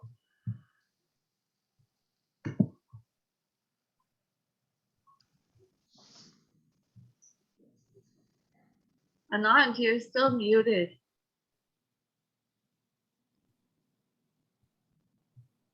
I'm sorry. Okay, you can hear me now? Yeah, we can Oh hear you my gosh, now. I've been speaking so long. I've even forgotten what I said. Anyway, so I'm very pleased. You actually managed to get through to the end, and I was looking at the number. Why is it not that 167,747? I think it's 'Cause big it's- endian versus Big endian. Oh, it's byte. Oh, I see. It's individual bytes. Yeah. I was thinking of word ordering. It's actually byte ordering is also important here. So 1010 should work, right? What did you try 1010? Yeah, it works. Well, All right, cool. So anyway, that is irrelevant, right? Maybe we shouldn't have done that because it may throw some students off. Maybe you can put a comment there saying this is irrelevant for you guys, right? We just a side experiment we tried to play around with. So in case Agnes or someone watches this video, she doesn't get thrown off saying, oh, I need to understand this also. No, just make a comment there saying this is not necessary. But what we were trying to do essentially was that the thing that we need to do before we move on to stacks, give up on these things, is to be utterly comfortable with you got this chain now, you've built a chain of 10 beads, right? Now we should just be absolutely comfortable. If someone came along and told us, no, I want the 77th bead, right? We should be able to go in with surgical precision, only extract the 77th bead and give it to that person, right? Or even take that bead and free it, because every bead is allocated in memory, yes? So if I tell you just remove the 77th bead and destroy it, right? You should be able to remove that and free that alone. So that is one thing we need to practice. And the other is if I give you a bead and I say, well, stick it in the 47th position from the beginning. So 1, 2, 3, 4, that's where it needs to go. So those are the two critical operations we need to practice again and again, right? So you have to come up with use cases, many things you can do with this thing. So maybe you can, create a string of prime numbers and insert an even number in there suddenly, right? So you send something you figure out, and you can try extracting numbers out of there, play with that. Once you're absolutely comfortable with that, then it'll make sense. Inserted cursor, why we have a cursor, why we have a previous and not the next element, and so on and so forth. We have previous to current element in a singly linked list. All of those things will start making sense, because otherwise we can introduce, there's a linked list and we have a previous element because it's a singly linked list. Most people don't even know. They think, oh, a linked list needs to have a previous pointer, right?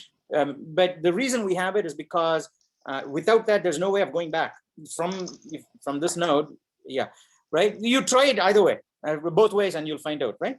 So those things you'll only discover when we do this the raw way, right? Without any of the niceties that a standard list provides. We need to know what they're trying to solve for us. Yeah, fill the linked list, they need to figure it out. Or fill the list, and then you need to be able to stick random stuff in there, get out random stuff, specific locations. Another thing is you need to be able to delete the entire list. If I give you a list of 100 elements, right, and I say free this list, right? at this point, So, it almost yeah, it's feels not like trivial. we should It's make easy. the It's entire very easy, but it's not trivial. The only thing you have to remember is that you don't have individual variables for each one of the pointers, right? We only have a pointer variable for the very first one. Everything else is basically linked into the next. So the only thing we need to be careful about is not to lose any pointers, because every pointer needs to be destroyed. So what you do is grab the first one. Okay. Now, while holding on to the second one, grab the second one, which is the thing that this one is pointing to. Now you can let go of the first one. Okay. If you delete it before, you're screwed. Now you can move your hand over to the next one and then take this one. And okay. So you need to go do that walking step. Right. So it's very easy. It's very easy and simple. But it is not trivial. So so you need to do it at two times to get the hang of it, complete hang of it. So so these three things, if you can complete these three things in your own time before next week, it will be great. Okay, and you'll be totally set up for quest 9 also after that. So inserting at random specific elements, locations, deleting at specific locations, and deleting the whole list, right? In one call, without iteratively, without recursively deleting it. So yeah, I in fact, I have a question. In fact, in quest number 1 of CS2B, I have a question saying, why is it bad to recursively delete? Well, we haven't even talked about recursion. Recursion is when a function calls itself, right? But there is something called recursion we'll talk about later.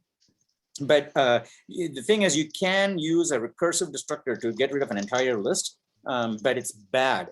And I've asked that question several times. It's in the spec too.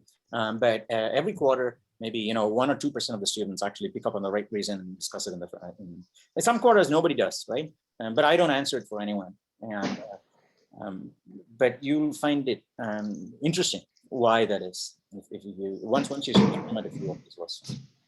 Was this good? Was this class useful? We actually covered some new ground, right? Despite taking Hiram's code from last class, and Neil hopefully got something out of it. I hope he got something out of it. He's gone now. Fernando, are you here now? Okay, Fernando really took off. Someone needs to get in touch with him, okay, and ask him to contact me. Okay, all right. So this was useful, I hope, and I hope this was a good class, fun, enjoyable class. And I'll see you on Tuesday. Try and make it to Tuesday, Thursday, and then we plan for something on Thursday if you want. Okay, even if it's only 2 or 3 people, I'm happy to get together at the usual time and give you a class, or just watch you code, or give you some interesting things to code while I'm lurking around. All of those things are possible on the Thursday. All right.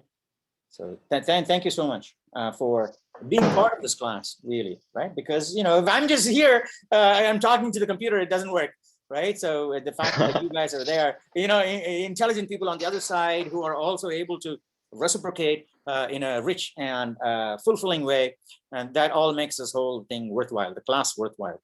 Because otherwise, you can imagine, right? Every quarter, I cannot teach the same class, right? If I'm just teaching the same bunch of students, same reactions, same kind of thing every year, it's like totally useless, boring anyway. Not useless, maybe the students get something out of it, but it's really boring for me, right? The thing that makes it useful for me and enjoyable for me is that I get to know you guys, so that every quarter, I get to interact with some interesting new people, and that's the fun thing for me. So thank you all so much for being patient with me too sometimes, right? Because sometimes I just blabber on.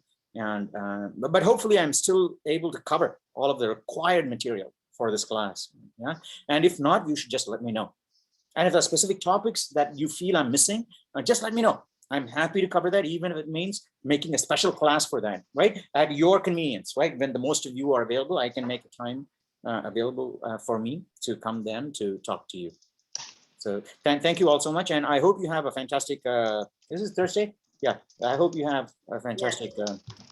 And I'll see you on Tuesday, and hopefully I'll see some interesting, rich discussions on Reddit. Thank you all. Hiram, share your code as usual. Yeah, thanks. Bye. Bye. Bye.